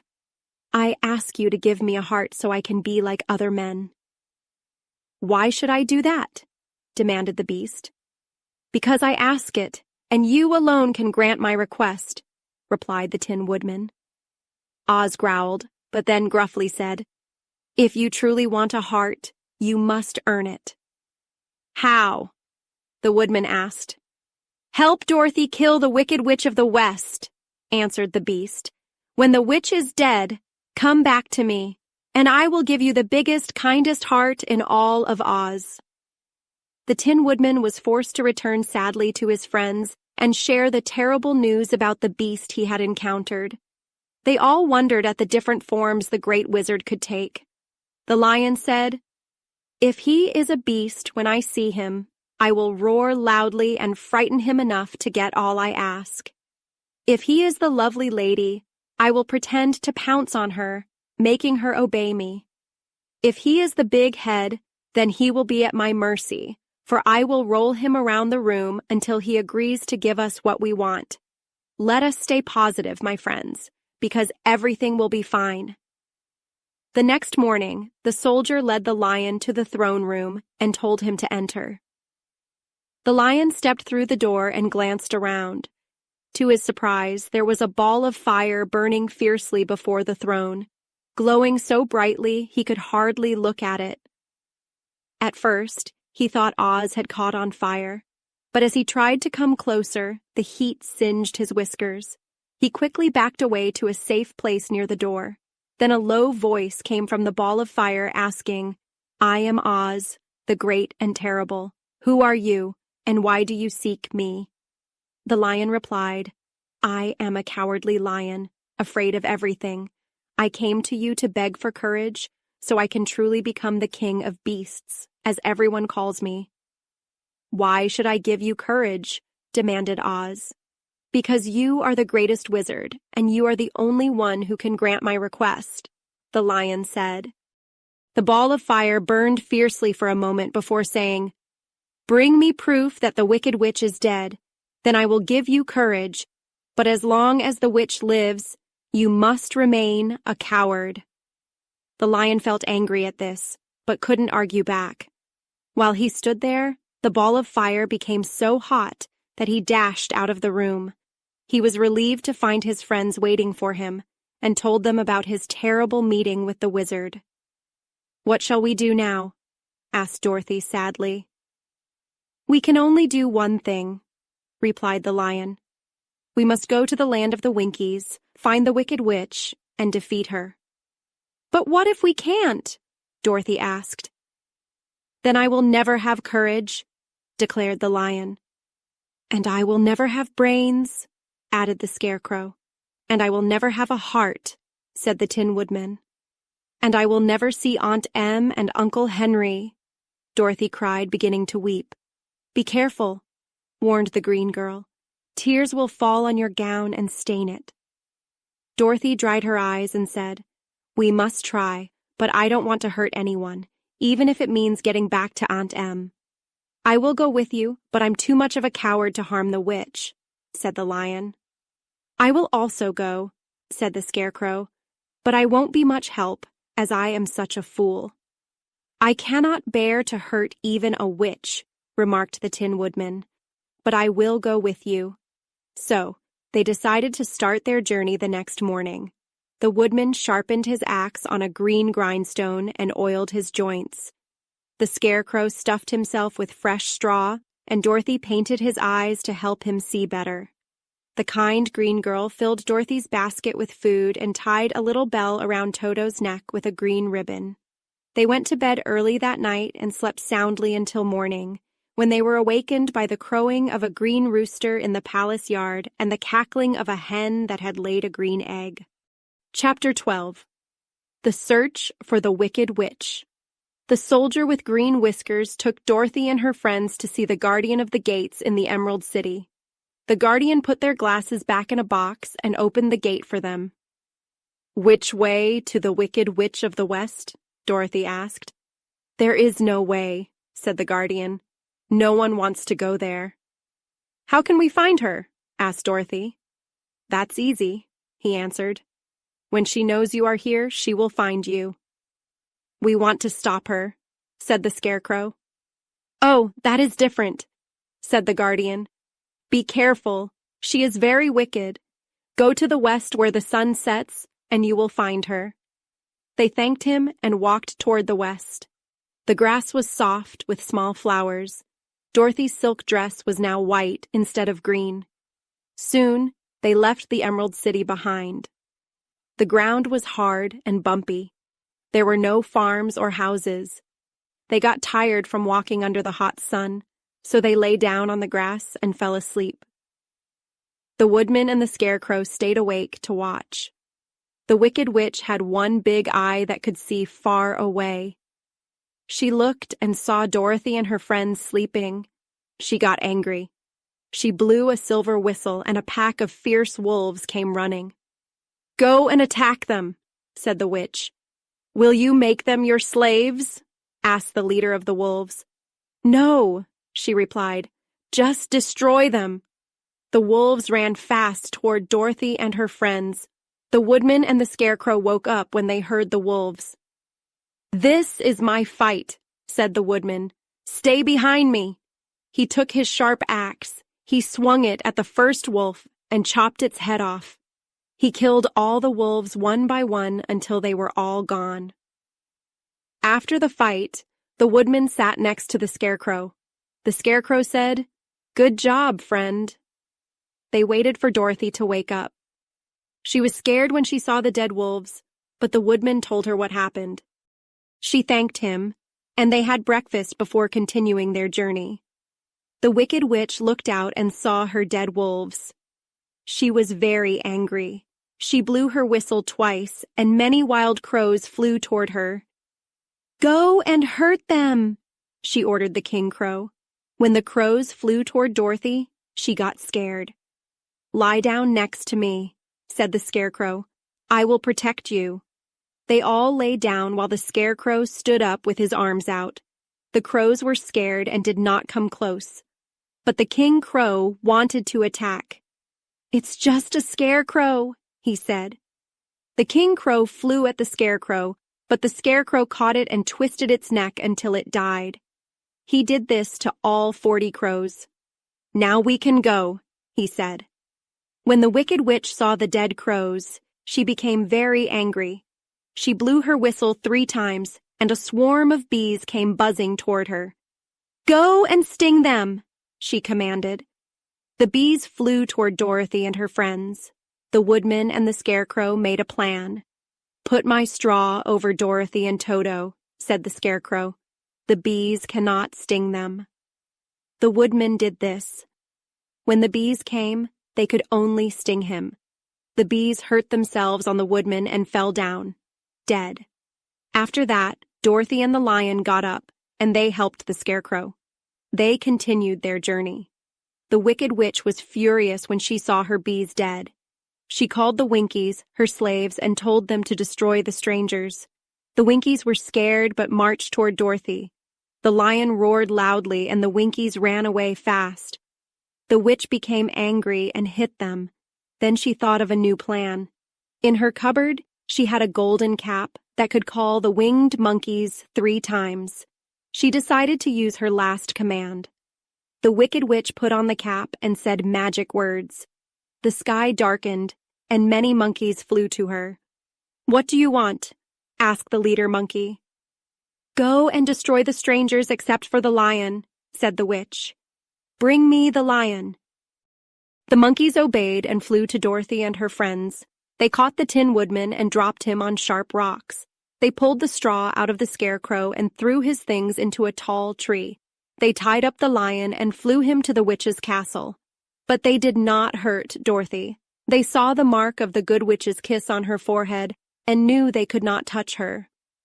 "We will take you to the witch," they said, and carried her to the castle, setting her down on the step.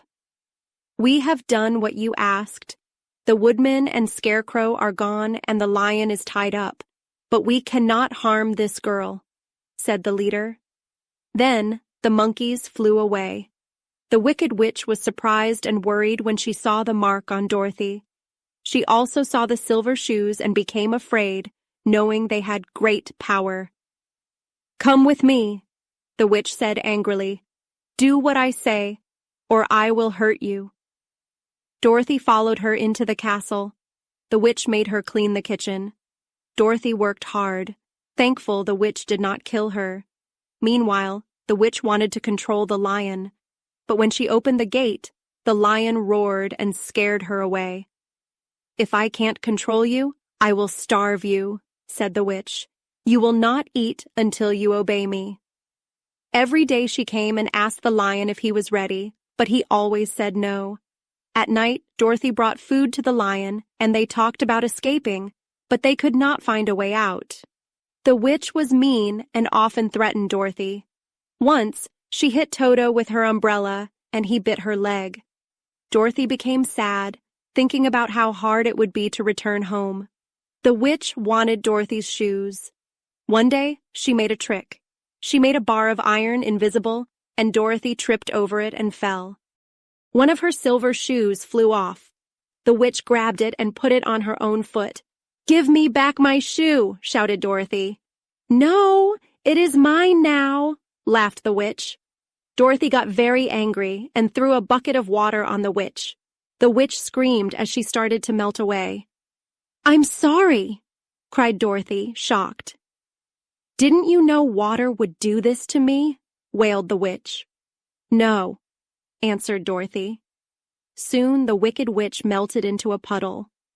Dorothy picked up the silver shoe, which was all that was left of her. She cleaned it, put it on her foot, and ran outside to tell the lion they were free. One monkey was bigger than the others. He was the leader. He flew close to the wicked witch and said, "You called us for the last time. What do you want?" "Go to the strangers in my land and destroy them, except for the lion," said the wicked witch. "Bring the lion to me. I want to make him work like a horse." "We will obey you," said the leader monkey. Then all the winged monkeys flew away to where Dorothy and her friends were. Some monkeys grabbed the Tin Woodman and flew him high above sharp rocks. They dropped him, and he fell hard onto the rocks. He could not move. Other monkeys caught the Scarecrow. They pulled out all the straw from his body and stuffed it into a bundle. They threw it into a tall tree. The remaining monkeys tied up the lion with strong ropes. They lifted him and flew him to the witch's castle. They put him in a small yard with a high fence so he could not escape. Dorothy stood with Toto in her arms, watching her friends. She felt scared. The leader monkey flew up to her. He saw the mark of the good witch's kiss on her forehead and stopped. "We cannot hurt this little girl," he said. "She is protected by the power of good. We can only take her to the wicked witch." The monkeys picked up Dorothy gently and carried her through the air to the castle. They set her down on the doorstep. The leader then told the witch, "We did what you asked. The Tin Woodman and the Scarecrow are gone, and the lion is tied up. We cannot hurt this girl or her dog. Your power over us is finished." Then the winged monkeys flew away, laughing and chattering. The Wicked Witch was surprised when she saw the mark on Dorothy's forehead. She knew she could not hurt the girl. She looked at Dorothy's silver shoes and became afraid, for she knew they had great power. At first, the witch wanted to run away, but she saw how simple Dorothy was, and that the girl did not know her own power. The Wicked Witch thought, "I can still make her my slave." Then she said to Dorothy, "Come with me and do everything I say, or I will hurt you like I did the Tin Woodman and the Scarecrow." Dorothy followed the witch through the beautiful castle to the kitchen. The witch told her to clean the pots, sweep the floor, and keep the fire going. Dorothy worked hard. She was happy the Wicked Witch did not kill her. While Dorothy worked, the witch wanted to make the lion her servant. She opened the gate to the yard, but the lion roared loudly and scared her away. She quickly shut the gate. "If I cannot make you work, I will starve you. You will not eat until you do as I say," shouted the witch. After that, she stopped bringing food to the lion. Every day she asked, "Are you ready to be my horse?" The lion would answer, "No, if you come in here, I will bite you." Dorothy secretly brought food to the lion at night. They talked about escaping, but they could not find a way out. The castle was always guarded by the yellow Winkies, the witch's slaves. During the day, Dorothy had to work hard. The witch often threatened to hit her with her umbrella, but the witch did not dare to hit Dorothy because of the mark on her forehead. Dorothy did not know this and was scared. One day, the witch hit Toto with her umbrella, and Toto bit her leg. The witch did not bleed, for her blood had dried up long ago. Dorothy became very sad. She knew it was hard to get back to Kansas and Aunt Em. Sometimes she cried for hours with Toto sitting at her feet, looking sad too. Toto didn't care if they were in Kansas or Oz. He just wanted Dorothy to be happy. The Wicked Witch wanted the silver shoes that Dorothy wore. Her bees, crows, and wolves were gone, and she had used her golden cap. She needed the silver shoes for more power. The witch watched Dorothy closely, hoping she would take off her shoes. But Dorothy loved her pretty shoes, and only took them off at night or when she was bathing. The witch was too scared of the dark to go into Dorothy's room at night, and too scared of water to steal them when Dorothy was bathing. The witch came up with a trick. She put a bar of iron on the kitchen floor and made it invisible. When Dorothy walked, she tripped and fell. One of her silver shoes flew off. Before she could grab it, the witch took it and put it on her own foot. The witch was happy to have one shoe because it gave her half its magic. Now, Dorothy could not use the magic against her. Dorothy saw she had lost one shoe and became angry. "Give me back my shoe!" she shouted. "I will not! It is mine now!" laughed the witch.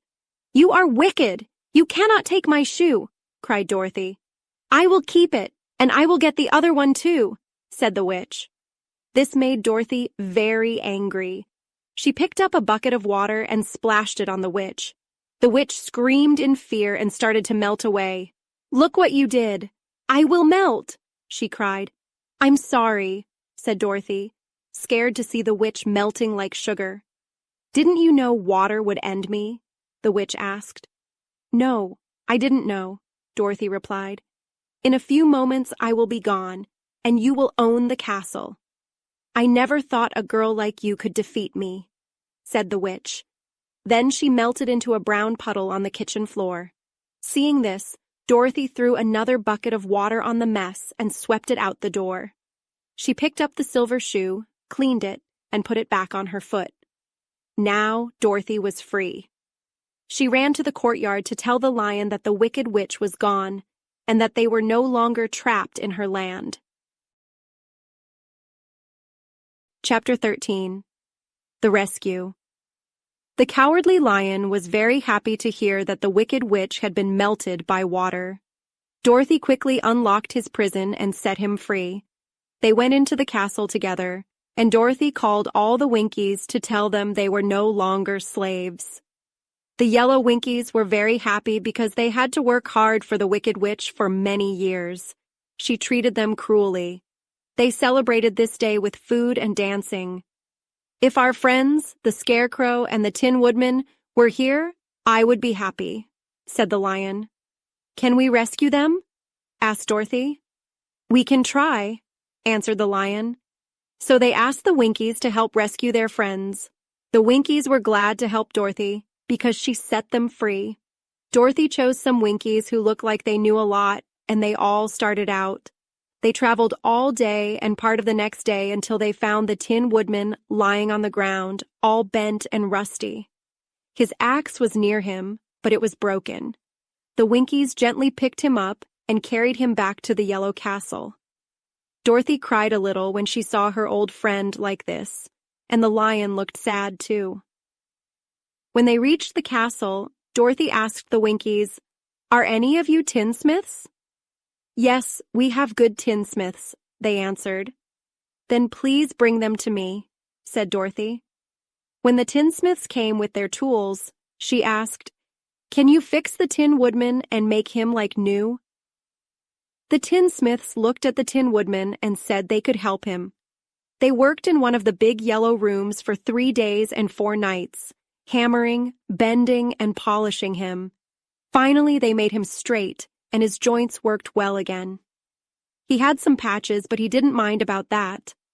When he walked into Dorothy's room and thanked her for saving him, he was so happy that he cried tears of joy. Dorothy had to wipe his tears carefully with her apron so he wouldn't rust. She also shed tears of joy to see him again. The Lion wiped his eyes with his tail until it got wet. Then he had to hold it in the sun to dry. "If only we had the Scarecrow with us again," said the Tin Woodman after Dorothy told him everything. "We must find him," said Dorothy. So she asked the Winkies for help. They walked all day and part of the next until they found the tall tree where the winged monkeys had thrown the Scarecrow's clothes. The tree was very tall and smooth, so no one could climb it. The Tin Woodman said, "I will chop it down, and then we can get the Scarecrow's clothes." While the tinsmiths were fixing the woodman, a goldsmith made a new golden handle for his axe. The others polished the blade until it shined like silver. The Tin Woodman started chopping the tree, and soon it fell with a crash. The Scarecrow's clothes fell to the ground. Dorothy picked them up and asked the Winkies to carry them back to the castle. They stuffed the clothes with clean straw, and soon the Scarecrow was back, thanking everyone for saving him. Now that they were all together again, Dorothy and her friends spent happy days at the Yellow Castle. They had everything they needed. One day Dorothy thought of Aunt Em. "We must go back to Oz and claim his promise," she said. "Yes," said the Tin Woodman. "Then I will get my heart." "And I will get my brains," said the Scarecrow joyfully. "And I will get my courage," said the Lion. "And I will go back to Kansas," cried Dorothy, clapping her hands. "Let's start for the Emerald City tomorrow." They decided to do this. The next day, they said goodbye to the Winkies. The Winkies were sad to see them go and wanted the Tin Woodman to stay and rule them, but the Tin Woodman and Dorothy wanted to leave. The Winkies gave golden collars to Toto and the Lion, a beautiful bracelet to Dorothy, a gold-headed walking stick to the Scarecrow, and a silver oil can to the Tin Woodman. All the travelers made nice speeches to the Winkies and shook hands until their arms were tired. Dorothy went to the witch's cupboard to fill her basket with food. There, she found the golden cap. She tried it on and found it fit perfectly. She didn't know about the charm of the golden cap, but she liked how it looked, so she wore it. Prepared for the journey, they started for the Emerald City, and the Winkies cheered for them and wished them good luck. Chapter 14. The Winged Monkeys. You will remember that there was no road or path between the Wicked Witch's castle and the Emerald City. When the travelers searched for the witch, she saw them coming and sent the winged monkeys to bring them to her. It was harder to find their way back through the big fields of buttercups and yellow daisies than to be carried. They knew they needed to go east, toward the rising sun, and they started out correctly. But at noon, when the sun was directly above, they didn't know which way was east or west, so they got lost in the big fields. They kept walking, and when night came, the moon shone brightly. They lay down in the sweet-smelling yellow flowers and slept soundly until morning, except for the Scarecrow and the Tin Woodman, who kept watch. The next morning, the sun was behind a cloud, but they started walking, hoping they were going the right way. "If we walk far enough," said Dorothy, "I know we will find a place." But day after day passed, and they only saw the big red fields. The Scarecrow started to complain. "We have lost our way," he said. "If we don't find it, I will never get my brains." "Nor I my heart," said the Tin Woodman. "I can hardly wait to get to Oz. This journey seems very long." "I don't have the courage to wander forever without getting anywhere," said the Cowardly Lion, whimpering. Dorothy felt sad. She sat down on the grass and looked at her friends. They looked back at her, and for the first time, Toto was too tired to chase a butterfly. He panted and looked at Dorothy like he was asking what to do next. "Let's call the field mice," Dorothy suggested. "They can tell us the way to the Emerald City." "Of course they can!" cried the Scarecrow. "Why didn't we think of that before?" Dorothy blew the little whistle around her neck that the Queen of the Mice had given her. Soon they heard tiny feet pattering, and many small gray mice ran up to her. Among them was the Queen, who squeaked, "What can I do for my friends?" "We are lost," said Dorothy. "Can you help us find the Emerald City?" "Sure," said the Queen. "But it is far away, as you have had it behind you. Why not use the charm of the golden cap and call the winged monkeys? They can carry you to the City of Oz in less than an hour." "I didn't know there was a charm," said Dorothy, surprised. "What is it?" "It is inside the golden cap," replied the Queen. "But if you call the winged monkeys, we must run away because they are mischievous and like to bother us." "Will they hurt me?" Dorothy asked anxiously. "Oh, no! They must obey the wearer of the cap. Goodbye." And she ran away with all the mice following her. Dorothy looked inside the golden cap and saw some words written there. She thought these must be the charm, so she studied them closely and put the cap on her head. "Eppe, peppe, kakke," she said, standing on one foot. "What did you say?" asked the Scarecrow, not knowing what she was doing.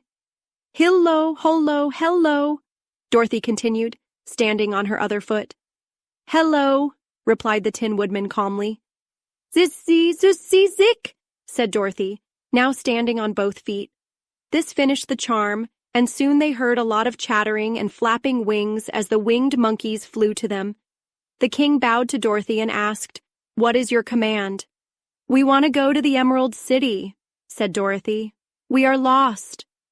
"We will carry you," said the king. No sooner had he spoken than 2 monkeys lifted Dorothy and flew away with her.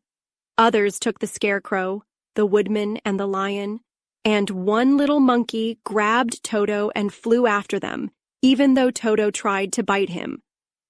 The Scarecrow and the Tin Woodman felt scared at first because they remembered how badly the winged monkeys had treated them before. But seeing no harm was meant, they enjoyed the ride through the air, looking at the pretty gardens and forests below. Dorothy found herself resting between 2 of the biggest monkeys, one of them being the king. They made a chair with their hands and were careful not to hurt her. "Why do you have to obey the golden cap?" she asked. "That's a long story," said the king, laughing.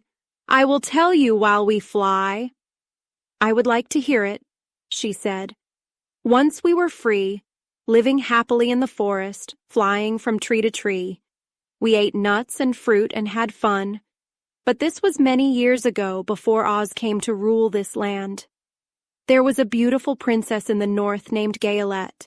She had magic powers and helped people. She was loved by all, but she could not find anyone to love her back. One day, She found a handsome boy named Quilala. She used her magic to make him strong and wise. They were going to marry. My grandfather was the king of the winged monkeys. He loved to joke. One day, just before the wedding, he saw Quilala by the river and played a trick. He and the monkeys dropped Quilala into the water. Quilala swam to shore, but his nice clothes were ruined. The princess was angry and called the monkeys to her. She wanted to punish them, but my grandfather pleaded for them, and so did Quilala. In the end, she said the monkeys must obey the owner of the golden cap 3 times. She made the cap for Quilala as a wedding gift, and it cost her half her kingdom. That's how we became slaves to the golden cap. What happened next? Asked Dorothy, interested. Quilala was the first owner of the golden cap. He had us follow his orders. His bride didn't like us, so he made us stay away from her. We stayed hidden until the Wicked Witch of the West took the cap and made us serve her. Now the golden cap is yours, said the king. You can use it 3 times. As the Monkey King finished his story, Dorothy saw the Emerald City's green walls below them. She was amazed at how fast they were flying, but happy the ride was almost over. The winged monkeys set them down carefully in front of the city gates. The king bowed to Dorothy, and then flew off with all the monkeys. That was a fun ride, said Dorothy. Yes, and it was a quick way to solve our problems, replied the lion. How lucky you brought that wonderful cap. Chapter 15.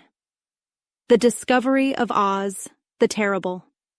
The 4 travelers walked up to the big gate of the Emerald City and rang the bell.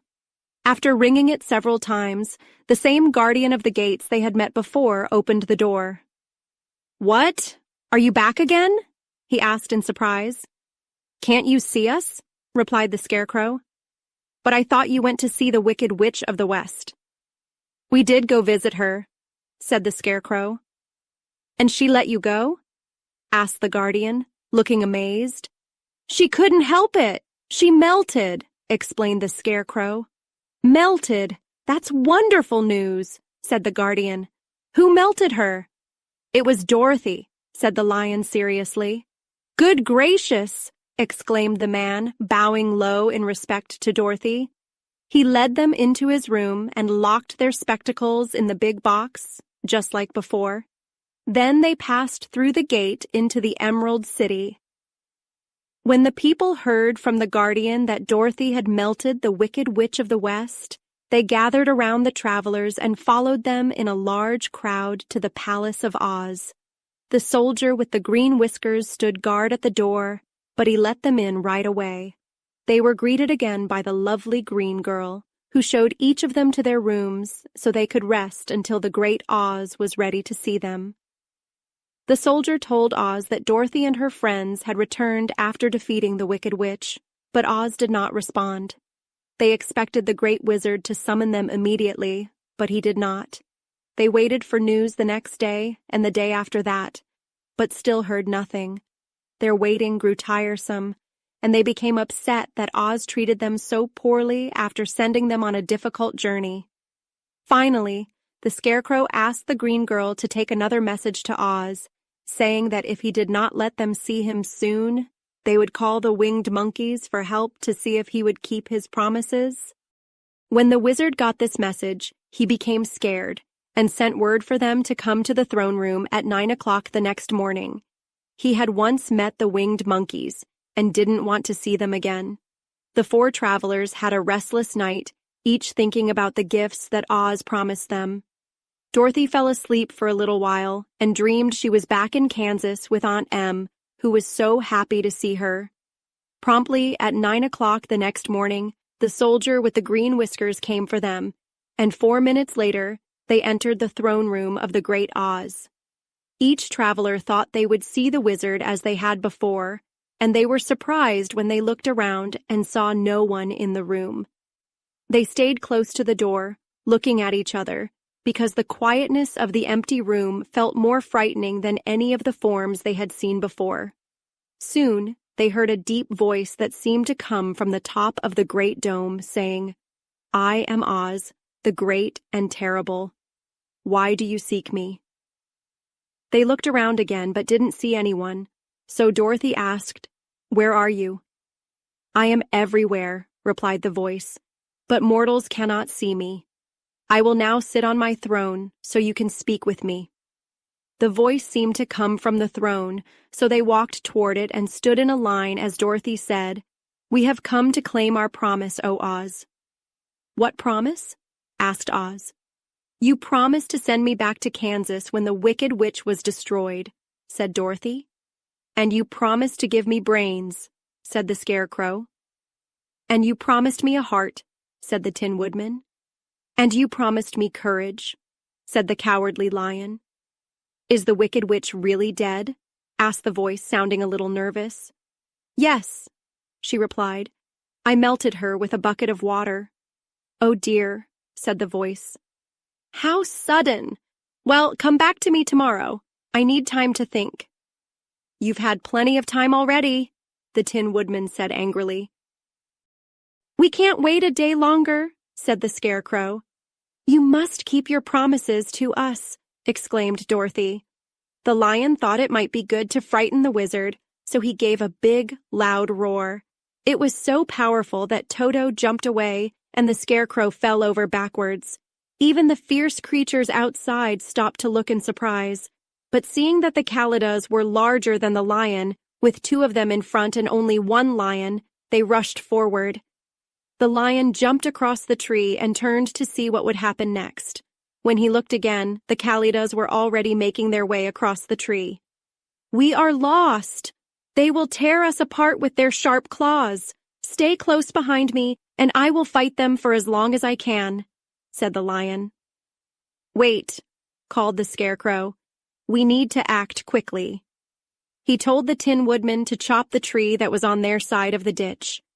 The Tin Woodman began to work rapidly, and just as the Kalidas were about to reach the edge of the tree, it fell and carried the fierce beasts with it into the water below. "Well," said the Cowardly Lion, relieved, "we are safe for now, and I'm glad to be alive. I was so frightened. My heart is racing." "Ah," sighed the Tin Woodman. "I wish I had a heart to feel this fear." With that adventure behind them, Dorothy and her friends were eager to find the Emerald City again. They walked quickly, and Dorothy had to ride on the lion's back. As they moved on, they saw the trees getting smaller, and soon they came upon a wide river flowing swiftly in front of them. On the other side, they saw the yellow brick road winding through a beautiful land filled with green grass, bright flowers, and fruit trees. They were happy to see such a lovely scene. "How do we cross the river?" asked Dorothy. "That's easy," said the Scarecrow. "The Tin Woodman can make us a raft to float across." So the woodman took his axe and began chopping down small trees to make the raft. While he worked, the Scarecrow found a tree with ripe fruit along the riverbank. This made Dorothy happy because she had eaten only nuts all day. Making a raft took time, however, and as day turned into night, their work was not finished yet. They decided to find a cozy spot under the trees to sleep until morning. Dorothy dreamed of the Emerald City and the great wizard Oz, who would bring her back home to Aunt Em. Chapter 16. The Great Humbug and the Magic. The next morning, the Scarecrow said to his friends, "Please congratulate me. I am going to Oz to get my brains. When I come back, I will be like other people." "I like you just as you are," said Dorothy. "That is nice of you," he replied. "But when I have my new brain, you will think I am even better." Then he said goodbye and walked to the throne room. He knocked on the door. "Come in," said Oz. The Scarecrow entered the room. He saw Oz sitting by the window, thinking deeply. "I am here for my brains," said the Scarecrow, feeling a bit nervous. "Please sit down," said Oz. "I need to take your head off to put your brains inside." "That is okay," said the Scarecrow. "Just make sure my head is better when you put it back." So Oz took off the Scarecrow's head and emptied the straw inside. He went to another room and took some bran, pins, and needles. He mixed them together and filled the Scarecrow's head with the mixture, and then stuffed the rest with straw. When he put the Scarecrow's head back on, he said, "Now you have many new brains." The Scarecrow was happy. He thanked Oz and returned to Dorothy and their friends. Dorothy looked at him curiously. His head was bigger now. "How do you feel?" she asked. "I feel very wise," he answered. "I will know everything soon." The Tin Woodman asked, "Why are the pins and needles sticking out of your head?" "That means he is sharp," said the Lion. "I need to go to Oz for my heart," said the Woodman. He walked to the throne room and knocked. "Come in," called Oz. The Woodman entered and said, "I am here for my heart." "Okay," said Oz. "I will need to cut a hole in your chest to put your heart in. I hope it does not hurt." "No problem," said the Woodman. "I won't feel it." Oz took some scissors and cut a small hole in the Tin Woodman's chest. He then took a beautiful heart made of silk and filled with sawdust from a drawer. "Isn't it pretty?" he asked. "Yes," said the Woodman. "Is it a kind heart?" "Oh, yes," replied Oz. He placed the heart in the Woodman's chest and fixed the hole. "There, now you have a heart. I am sorry for the patch," said Oz. "Don't worry about it," said the happy Woodman.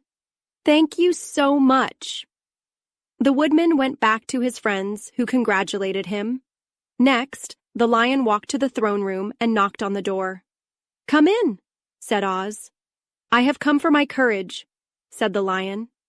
"Okay," answered Oz. He took a green bottle from a high shelf and poured the liquid into a nice dish. He gave it to the Lion. "Drink this," said Oz. "What is it?" asked the Lion. "If it is inside you, it will be courage," Oz explained. "Courage is already inside you. Drink it to feel brave." The Lion did not wait and drank everything. "How do you feel?" Oz asked. "I feel very brave," said the Lion. He happily went back to his friends. Oz smiled, thinking about how he helped the Scarecrow, the Woodman, and the Lion. "I am a humbug," he said. "They believe I can do anything, but I don't know how to take Dorothy back to Kansas."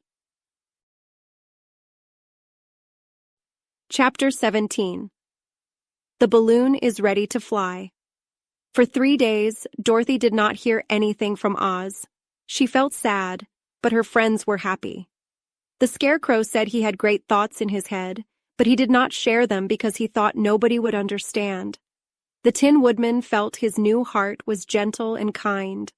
The Lion said he was not afraid of anything and would fight a dozen fierce Kalidas. Everyone was happy except Dorothy. She wanted to go back to Kansas more than ever. On the 4th day, Oz called for her. When she entered the throne room, he smiled and said, "Sit down, my dear. I think I found a way to get you out of this country." "To Kansas?" she asked eagerly. "Well, I am not sure about Kansas," said Oz. "I don't know which way it is. First, we must cross the desert. After that, it should be easy to find your way home." "How can I cross the desert?" Dorothy asked. "I think I can help," said Oz. "I came to this place in a balloon. You also came in the air, with a cyclone. I believe it is best to go over the desert in the air. I cannot make a cyclone, but I think I can make a balloon." "How will you do that?" Dorothy asked. "A balloon is made of silk and glue to hold the gas," said Oz. "I have silk in the palace, so that part is easy, but there is no gas here to fill the balloon and make it float." "If it won't float, it is not useful," Dorothy said. "True," said Oz, "but we can fill it with hot air. Hot air works, but if it gets cold, the balloon will fall, and we will get lost in the desert." "We," said Dorothy. "Are you coming with me?" "Yes," said Oz. "I am tired of being a humbug. If I go outside, my people will see I am not a wizard. They will be angry with me for tricking them. I want to leave this palace and join you. I would rather go to Kansas and be part of a circus again." "I would love your company," said Dorothy. "Thank you," said Oz. "Now, if you help me sew the silk, we can start making the balloon." Dorothy took a needle and thread. As Oz cut the silk into pieces, she sewed them together. They used light green, dark green, and emerald green silk to make the balloon beautiful. It took 3 days, but they finally made a big green bag over 20 feet long. Then Oz painted the inside with glue to make it airtight. He said the balloon was ready. "But we need a basket," he added. So he sent the soldier with green whiskers to get a big clothes basket. Oz tied it to the bottom of the balloon with ropes. When everything was ready, Oz told his people he was visiting a great wizard in the clouds. Everyone hurried to see the balloon. Oz took the balloon outside the palace, and people watched with curiosity. The Tin Woodman made a fire with a big pile of wood. Oz held the bottom of the balloon over the fire. The hot air filled the balloon, making it rise.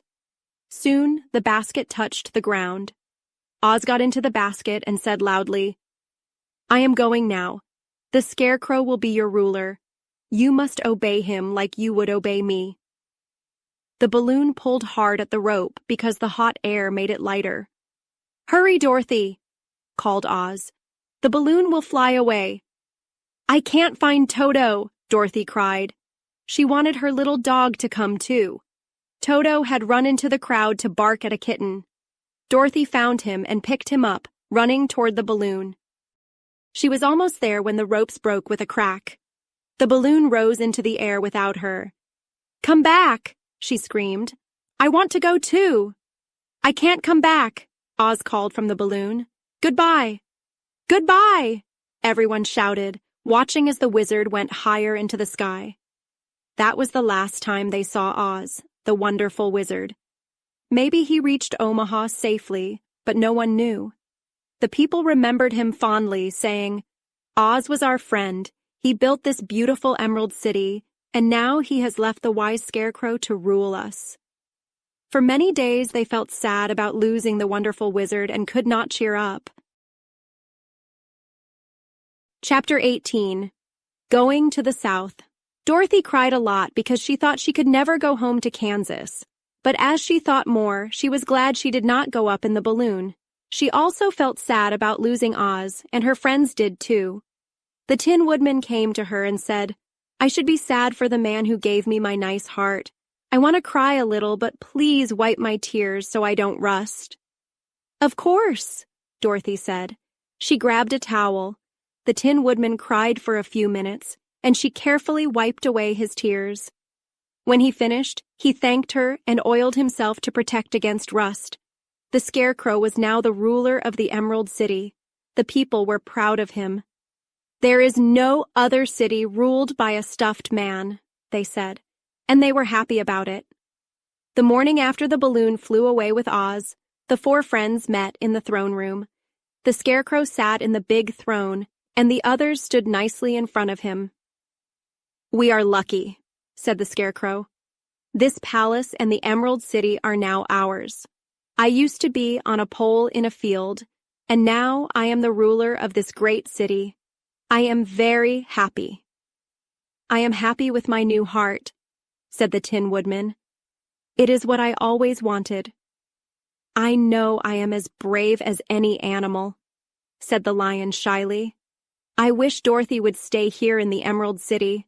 Then we could all be happy," said the Scarecrow. "But I don't want to stay here," Dorothy cried. "I want to go back to Kansas and live with Aunt Em and Uncle Henry." "What can we do?" the Woodman asked.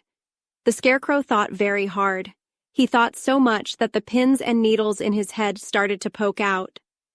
"Let's call the winged monkeys and ask them to carry you over the desert," he said.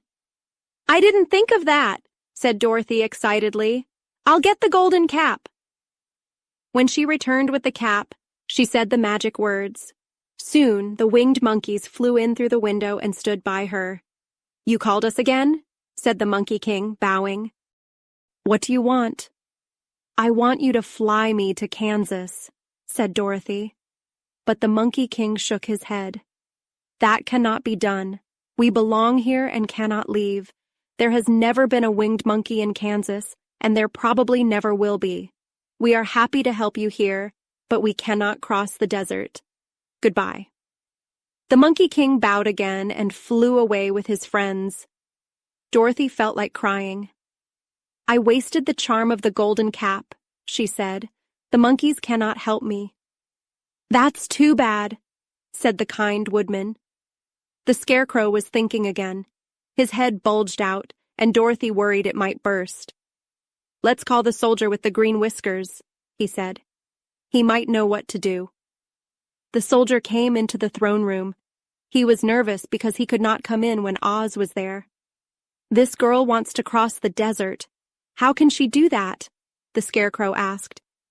"I don't know," answered the soldier. "Nobody has ever crossed the desert except Oz. Is there anyone who can help me?" Dorothy asked. "Maybe Glinda can help?" the soldier said. "Who is Glinda?" asked the Scarecrow. "She is the Witch of the South. She is powerful and rules the Quadlings. Her castle is near the desert, so she might know how to cross it." "Glinda is a good witch, right?" Dorothy asked. "Yes," said the soldier. "The Quadlings like her. She is kind to everyone, and they say she is beautiful and stays young." "How can I get to her castle?" Dorothy asked. "The road goes straight south," he answered. "But it is full of dangers. There are wild animals and strange men who do not like visitors. Because of this, the Quadlings do not come to the Emerald City." When the soldier left, the Scarecrow said, "It seems the best thing to do is travel south and ask Glinda for help. If Dorothy stays here, she will never get to Kansas." "You have been thinking again," said the Tin Woodman. "I have," said the Scarecrow. "I will go with Dorothy," said the Lion. "I am tired of the city and want to go back to nature. I need to protect Dorothy, too." "That is true," said the Woodman. "My axe can help her, so I will also go to the south." "When do we start?" asked the Scarecrow. "You are going?" they all asked in surprise. "Yes. If it wasn't for Dorothy, I would not have brains. She brought me to the Emerald City. I will not leave her until she goes back to Kansas." "Thank you," said Dorothy. "You are all very kind. I want to leave as soon as possible." "We will go tomorrow morning," said the Scarecrow. "Let's get ready for our long journey." Chapter 19. The Fighting Trees. The next morning, Dorothy said goodbye to the pretty green girl. They all shook hands with the soldier who had walked with them to the gate. The guardian of the gate was surprised that they were leaving the beautiful city to find new troubles. He unlocked their spectacles and wished them good luck. "You are the ruler now," he told the Scarecrow. "Come back as soon as you can." "I will, if I can," replied the Scarecrow. "But I must help Dorothy get home first." Dorothy thanked the guardian, saying, "Everyone has been so kind to me in your city. I am very grateful." "Don't worry, my dear," he said. "If you want to return to Kansas, I hope you find a way." He opened the gate, and they began their journey. The sun shined brightly as they headed south. They were all happy and laughed together. Dorothy felt hopeful about going home. The Scarecrow and Tin Woodman were glad to help her. The Lion enjoyed the fresh air and wagged his tail in joy while Toto ran around chasing butterflies. "Life in the city is not for me," said the Lion. "I lost weight there. I want to show the other animals how brave I am now." They looked back at the Emerald City one last time. They saw the tall towers and the beautiful Palace of Oz. "Oz was not a bad wizard," said the Tin Woodman, feeling his heart. "He gave me good brains," said the Scarecrow. "If Oz had taken some courage, he would have been brave," said the Lion. Dorothy did not say much. Oz did not keep his promise, but he did try to help her, so she forgave him. He was a good man, even if he was a bad wizard. The first day's journey took them through the green fields and colorful flowers around the Emerald City. They slept on the grass that night under the stars and rested well. In the morning, they continued traveling until they reached a thick forest. They could not go around it, so they looked for a way to enter. The Scarecrow found a big tree with wide branches where they could pass. He walked under it, but the branches bent down and grabbed him, tossing him to the ground. This surprised the Scarecrow. Dorothy helped him up. "You look dizzy," she said. "Here is another opening," called the Lion. "Let me try first," said the Scarecrow. He walked up to another tree, but its branches grabbed him and threw him back again. "This is strange," said Dorothy. "What should we do?" "The trees want to fight us and stop us," said the Lion. "I will try it too," said the Tin Woodman. He took his axe and went to the first tree that had grabbed the Scarecrow. When a big branch came down, he cut it in half. The tree shook its branches as if it were hurt, and the Tin Woodman passed under safely. "Come on!" he shouted. "Hurry!" They all ran under the tree without getting hurt, except for Toto, who got caught by a small branch. He yelped, but the Tin Woodman quickly chopped off the branch and freed him. The other trees did not stop them, so they thought only the first row of trees could grab them. These trees seemed to be the guards of the forest. The four friends walked easily through the trees until they reached the other side of the forest. There they saw a high wall made of white china. It was smooth and taller than they were. "What should we do now?" asked Dorothy. "I will make a ladder," said the Tin Woodman. "We need to climb over the wall." Chapter 20. The China Country. While the Tin Woodman made a ladder from wood in the forest, Dorothy lay down and slept because she was tired from walking. The Lion curled up to sleep too, and Toto lay beside him. The Scarecrow watched the Woodman and said, "I wonder why this wall is here and what it is made of." "Don't worry about it," replied the Woodman. "After we climb over, we will see what is on the other side." Soon, the ladder was finished. It looked a bit odd, but the Tin Woodman believed it was strong enough. The Scarecrow woke Dorothy, the Lion, and Toto, telling them the ladder was ready. The Scarecrow climbed first, but he was awkward, so Dorothy followed closely to keep him safe. When he peeked over the wall, the Scarecrow exclaimed, "Oh my!" "Go on," said Dorothy. The Scarecrow climbed more and sat on top of the wall. When Dorothy looked over, she gasped, "Oh my!" just like the Scarecrow. Then Toto climbed up and started barking, but Dorothy told him to be quiet. Next, the Lion climbed the ladder, and the Tin Woodman followed. They both said, "Oh my," when they looked over the wall.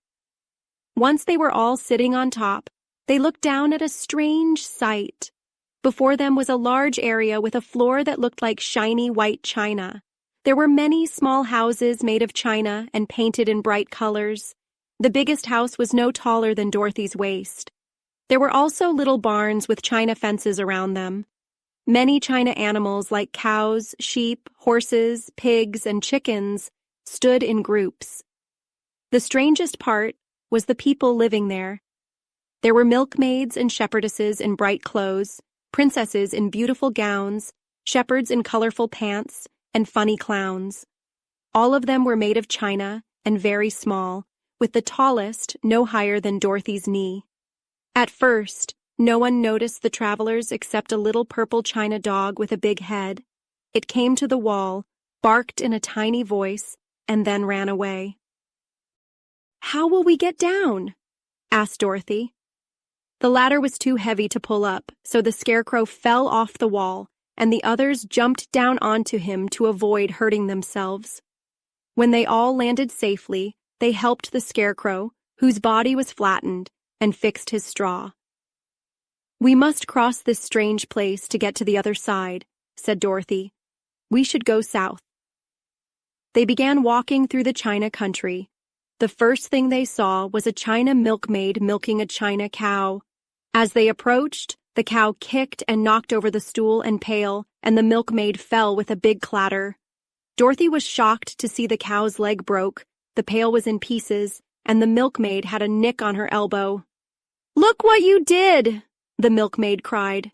"My cow broke her leg, and I need to take her to the mender. Why did you scare my cow?" "I'm very sorry," Dorothy said. "Please forgive us." The milkmaid was too upset to answer. She picked up the broken leg and took her cow away, which limped on 3 legs. As she left, she looked back at the strangers with anger.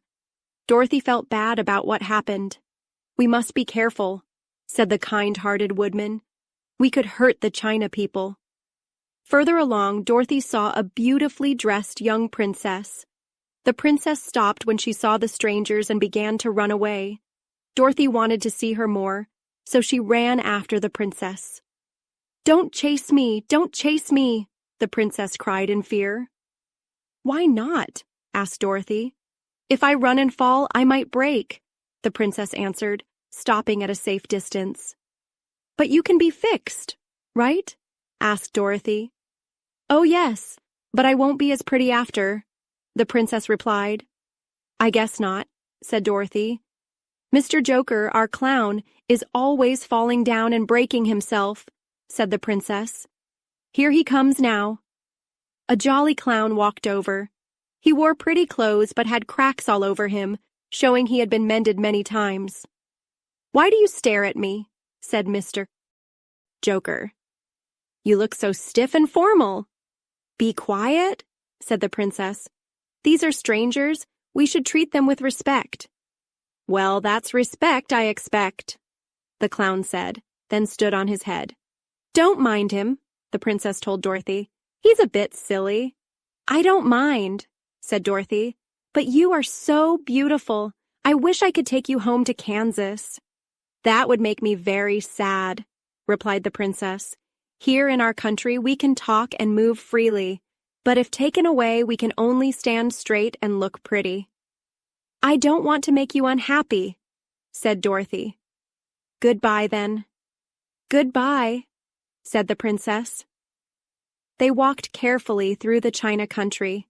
The little animals and people ran away from them, fearing they would break.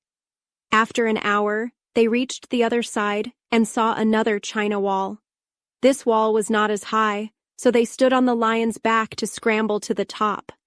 The lion jumped up, but his tail knocked over a China church and broke it. "That's too bad," said Dorothy. "But we are lucky we only broke a cow's leg and a church. They are so fragile." "They are indeed," said the Scarecrow. "I am thankful I am made of straw and cannot break easily. There are worse things than being a scarecrow." Chapter 21.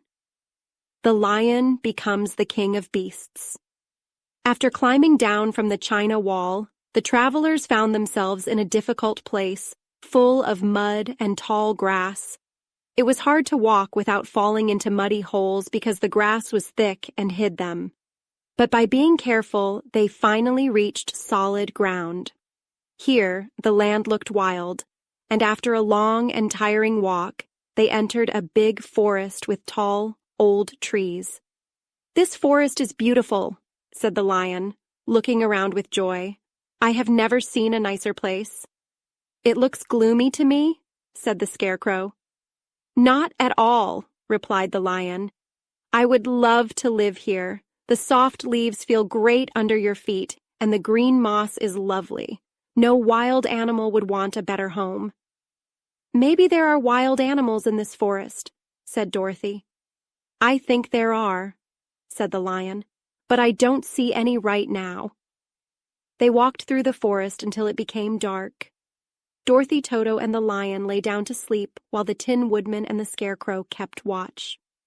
In the morning, they started again. Soon, they heard a low rumbling sound, like many wild animals growling. Toto whined a little, but the others weren't scared. They kept walking until they came to a place where many animals were gathered. There were tigers, elephants, bears, wolves, foxes, and more. At first, Dorothy was afraid, but the lion explained that the animals were having a meeting because they had a problem. As the lion spoke, the animals noticed him. Suddenly, they were all quiet. The biggest tiger approached the lion and said, "Welcome, King of Beasts. You have come just in time to help us." "What is the problem?" asked the lion calmly. "We are in danger," replied the tiger. A huge monster like a big spider has come to our forest. It has a body as big as an elephant and long legs like tree trunks. It crawls through the forest and catches animals to eat. None of us is safe from it. We were having a meeting to figure out what to do when you arrived. The lion thought for a moment. Are there any other lions in this forest? He asked. No, the monster has eaten them all. None were as big and brave as you. The tiger answered. If I defeat the monster, will you bow down to me and accept me as your king? Asked the lion. We will gladly do that, replied the tiger, and all the other animals shouted, We will. Where is this monster? Asked the lion. Over there, among the oak trees, said the tiger, pointing. Take care of my friends, said the lion. I will go and fight the monster. He said goodbye to his friends and marched off to battle. The spider was sleeping when the lion found it. It looked so ugly that the lion felt disgusted. Its legs were long, and its body was covered in coarse black hair. It had a big mouth with sharp teeth. The lion noticed that the spider's neck was thin, and he thought this was the best spot to attack. Since it was easier to fight when it was asleep, the lion jumped onto the spider's back. With one powerful blow from his paw, he knocked the spider's head off. He watched until the spider's legs stopped moving, knowing it was dead. The lion returned to the gathering of animals and said proudly, You don't need to fear the monster anymore. The animals bowed down to the lion, accepting him as their king. He promised to return and rule over them after Dorothy was safely on her way back to Kansas. Chapter 22. The Country of the Quadlings. The four travelers walked safely through the rest of the forest. When they came out, they saw a steep hill covered with big rocks. That will be hard to climb, said the Scarecrow, but we must get over it. He led the way, and the others followed. As they neared the first rock, they heard a rough voice say, Keep back. Who are you? Asked the Scarecrow. A head appeared over the rock, and the voice said, This hill is ours. No one can cross it. But we need to cross it, said the Scarecrow. We are going to the country of the Quadlings. But you shall not, replied the voice. Then a strange man stepped out from behind the rock. He was short and had a big head that was flat on top. He had no arms at all. The Scarecrow felt brave and said, I'm sorry, but we must pass over your hill.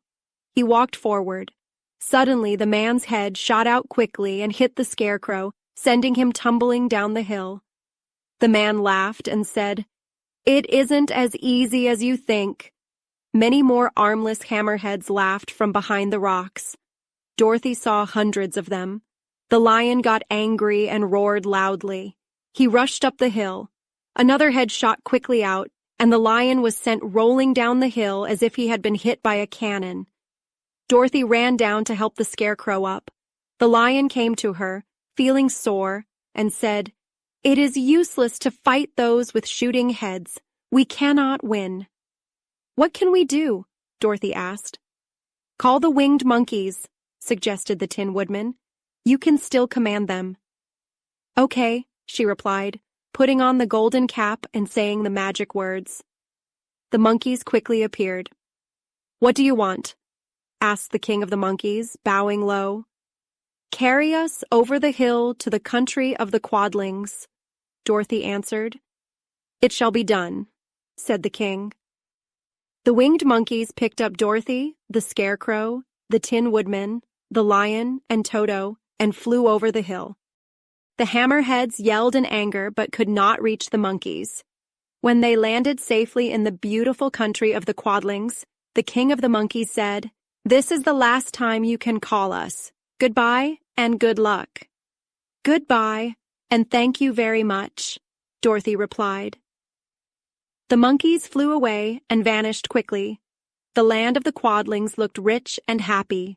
There were fields of grain, paved roads, and pretty brooks with strong bridges. Everything was painted bright red, including the fences, houses, and bridges. The Quadlings, who were short and chubby, wore red clothes that looked nice against the green grass. The monkeys set them down near a farmhouse. They walked up and knocked at the door. The farmer's wife opened it, and when Dorothy asked for food, she gave them a good dinner with 3 kinds of cake, 4 kinds of cookies, and a bowl of milk for Toto. "How far is it to Glinda's castle?" Dorothy asked. "It's not far," said the farmer's wife. "Go south, and you will reach it soon." Thanking her, they started again, walking by fields and across bridges until they saw a beautiful castle. At the gates were 3 young girls in red uniforms with gold trim. As Dorothy got closer, one girl asked, "Why have you come to the South Country?" "To see the good witch who rules here," Dorothy answered. "Will you take me to her? Tell me your name, and I will ask Glinda if she will see you." They told her who they were, and the girl went into the castle. After a moment, she returned and said that Dorothy and her friends could go in right away. Chapter 23. Glinda, the Good Witch, Grants Dorothy's Wish. Before seeing Glinda, the travelers were taken to a room in the castle. Dorothy washed her face and combed her hair. The lion shook the dust out of his mane. The Scarecrow fixed his straw, and the woodman polished his tin and oiled his joints. When they looked nice, they followed a soldier girl into a big room where Glinda sat on a throne made of rubies. Glinda was young and beautiful. She had red hair in curls, a pure white dress, and kind blue eyes that looked at Dorothy. "What can I do for you, my child?" she asked. Dorothy told Glinda her story, how a cyclone brought her to Oz, how she found her friends, and all their adventures. "My biggest wish now is to go back to Kansas," she said. "Aunt Em will be worried about me, and I don't want her to be sad." Glinda leaned forward and kissed Dorothy's face. "Bless your dear heart," she said. "I can tell you how to get back to Kansas, but you must give me the golden cap." "Of course," said Dorothy. "I don't need it now. You can use it to command the winged monkeys 3 times. "I think I will need their help just 3 times," Glinda said with a smile. Dorothy gave Glinda the golden cap. Then Glinda asked the Scarecrow, "What will you do when Dorothy leaves?" "I will go back to the Emerald City," he replied. "Oz made me the ruler, and the people like me. I just worry about crossing the hill of the Hammerheads. With the golden cap, I will command the winged monkeys to carry you to the Emerald City," said Glinda. "The people should keep their wonderful ruler." "Am I really wonderful?" asked the Scarecrow. "You are special," Glinda replied. Then she asked the Tin Woodman, "What will happen to you when Dorothy leaves?" He thought for a moment and said, "The Winkies were kind to me and wanted me to be their ruler. If I could get back to the country of the West, I would like to rule them forever. My second command to the winged monkeys will be to carry you safely to the Winkies," said Glinda. "You may not be as big as the Scarecrow, but you are very smart when you are polished. You will rule them wisely." Glinda then looked at the lion and asked, "What will you do when Dorothy returns home?" "Over the hill of the Hammerheads is a great forest where the animals made me their king. I would be very happy there," he answered. "My third command to the winged monkeys will be to carry you to your forest. After that, I will give the golden cap to the king of the monkeys so they will be free forever." The Scarecrow, the Tin Woodman, and the lion thanked Glinda for her kindness.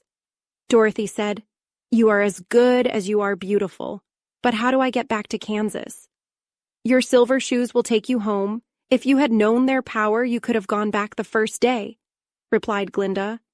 "But then I wouldn't have my wonderful brains," said the Scarecrow. "I might have stayed in a cornfield." "And I wouldn't have my lovely heart," said the Tin Woodman.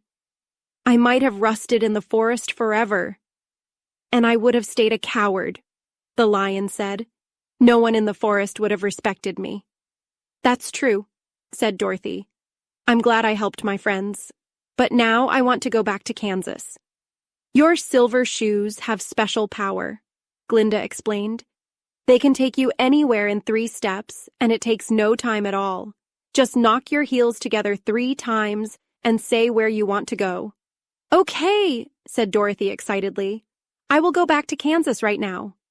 She hugged the lion and kissed him, then kissed the Tin Woodman, who was crying. Lastly, she hugged the Scarecrow, feeling sad about leaving her friends. Glinda stepped down from her throne and gave Dorothy a farewell kiss.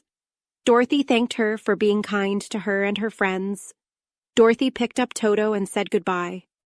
Then she clapped her heels together 3 times and said, "Take me home to Aunt Em!" Suddenly, she was whirling through the air so fast that she could only feel the wind.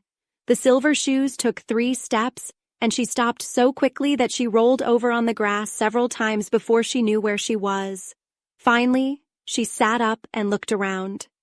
"Good gracious!" she cried. She was back on the Kansas prairie, in front of the new farmhouse Uncle Henry built after the cyclone. Uncle Henry was milking cows in the barn, and Toto jumped out of her arms, running toward the barn and barking loudly. Dorothy stood up and realized she was in her stocking feet. The silver shoes had fallen off during her flight and were lost forever in the desert. Chapter 24, Home Again. Aunt Em was outside watering the cabbages when she looked up and saw Dorothy running toward her. "My darling child," she cried, hugging Dorothy and kissing her face. "Where did you come from?" "From the land of Oz," said Dorothy seriously. "And here is Toto, too. Oh, Aunt Em, I'm so glad to be home again."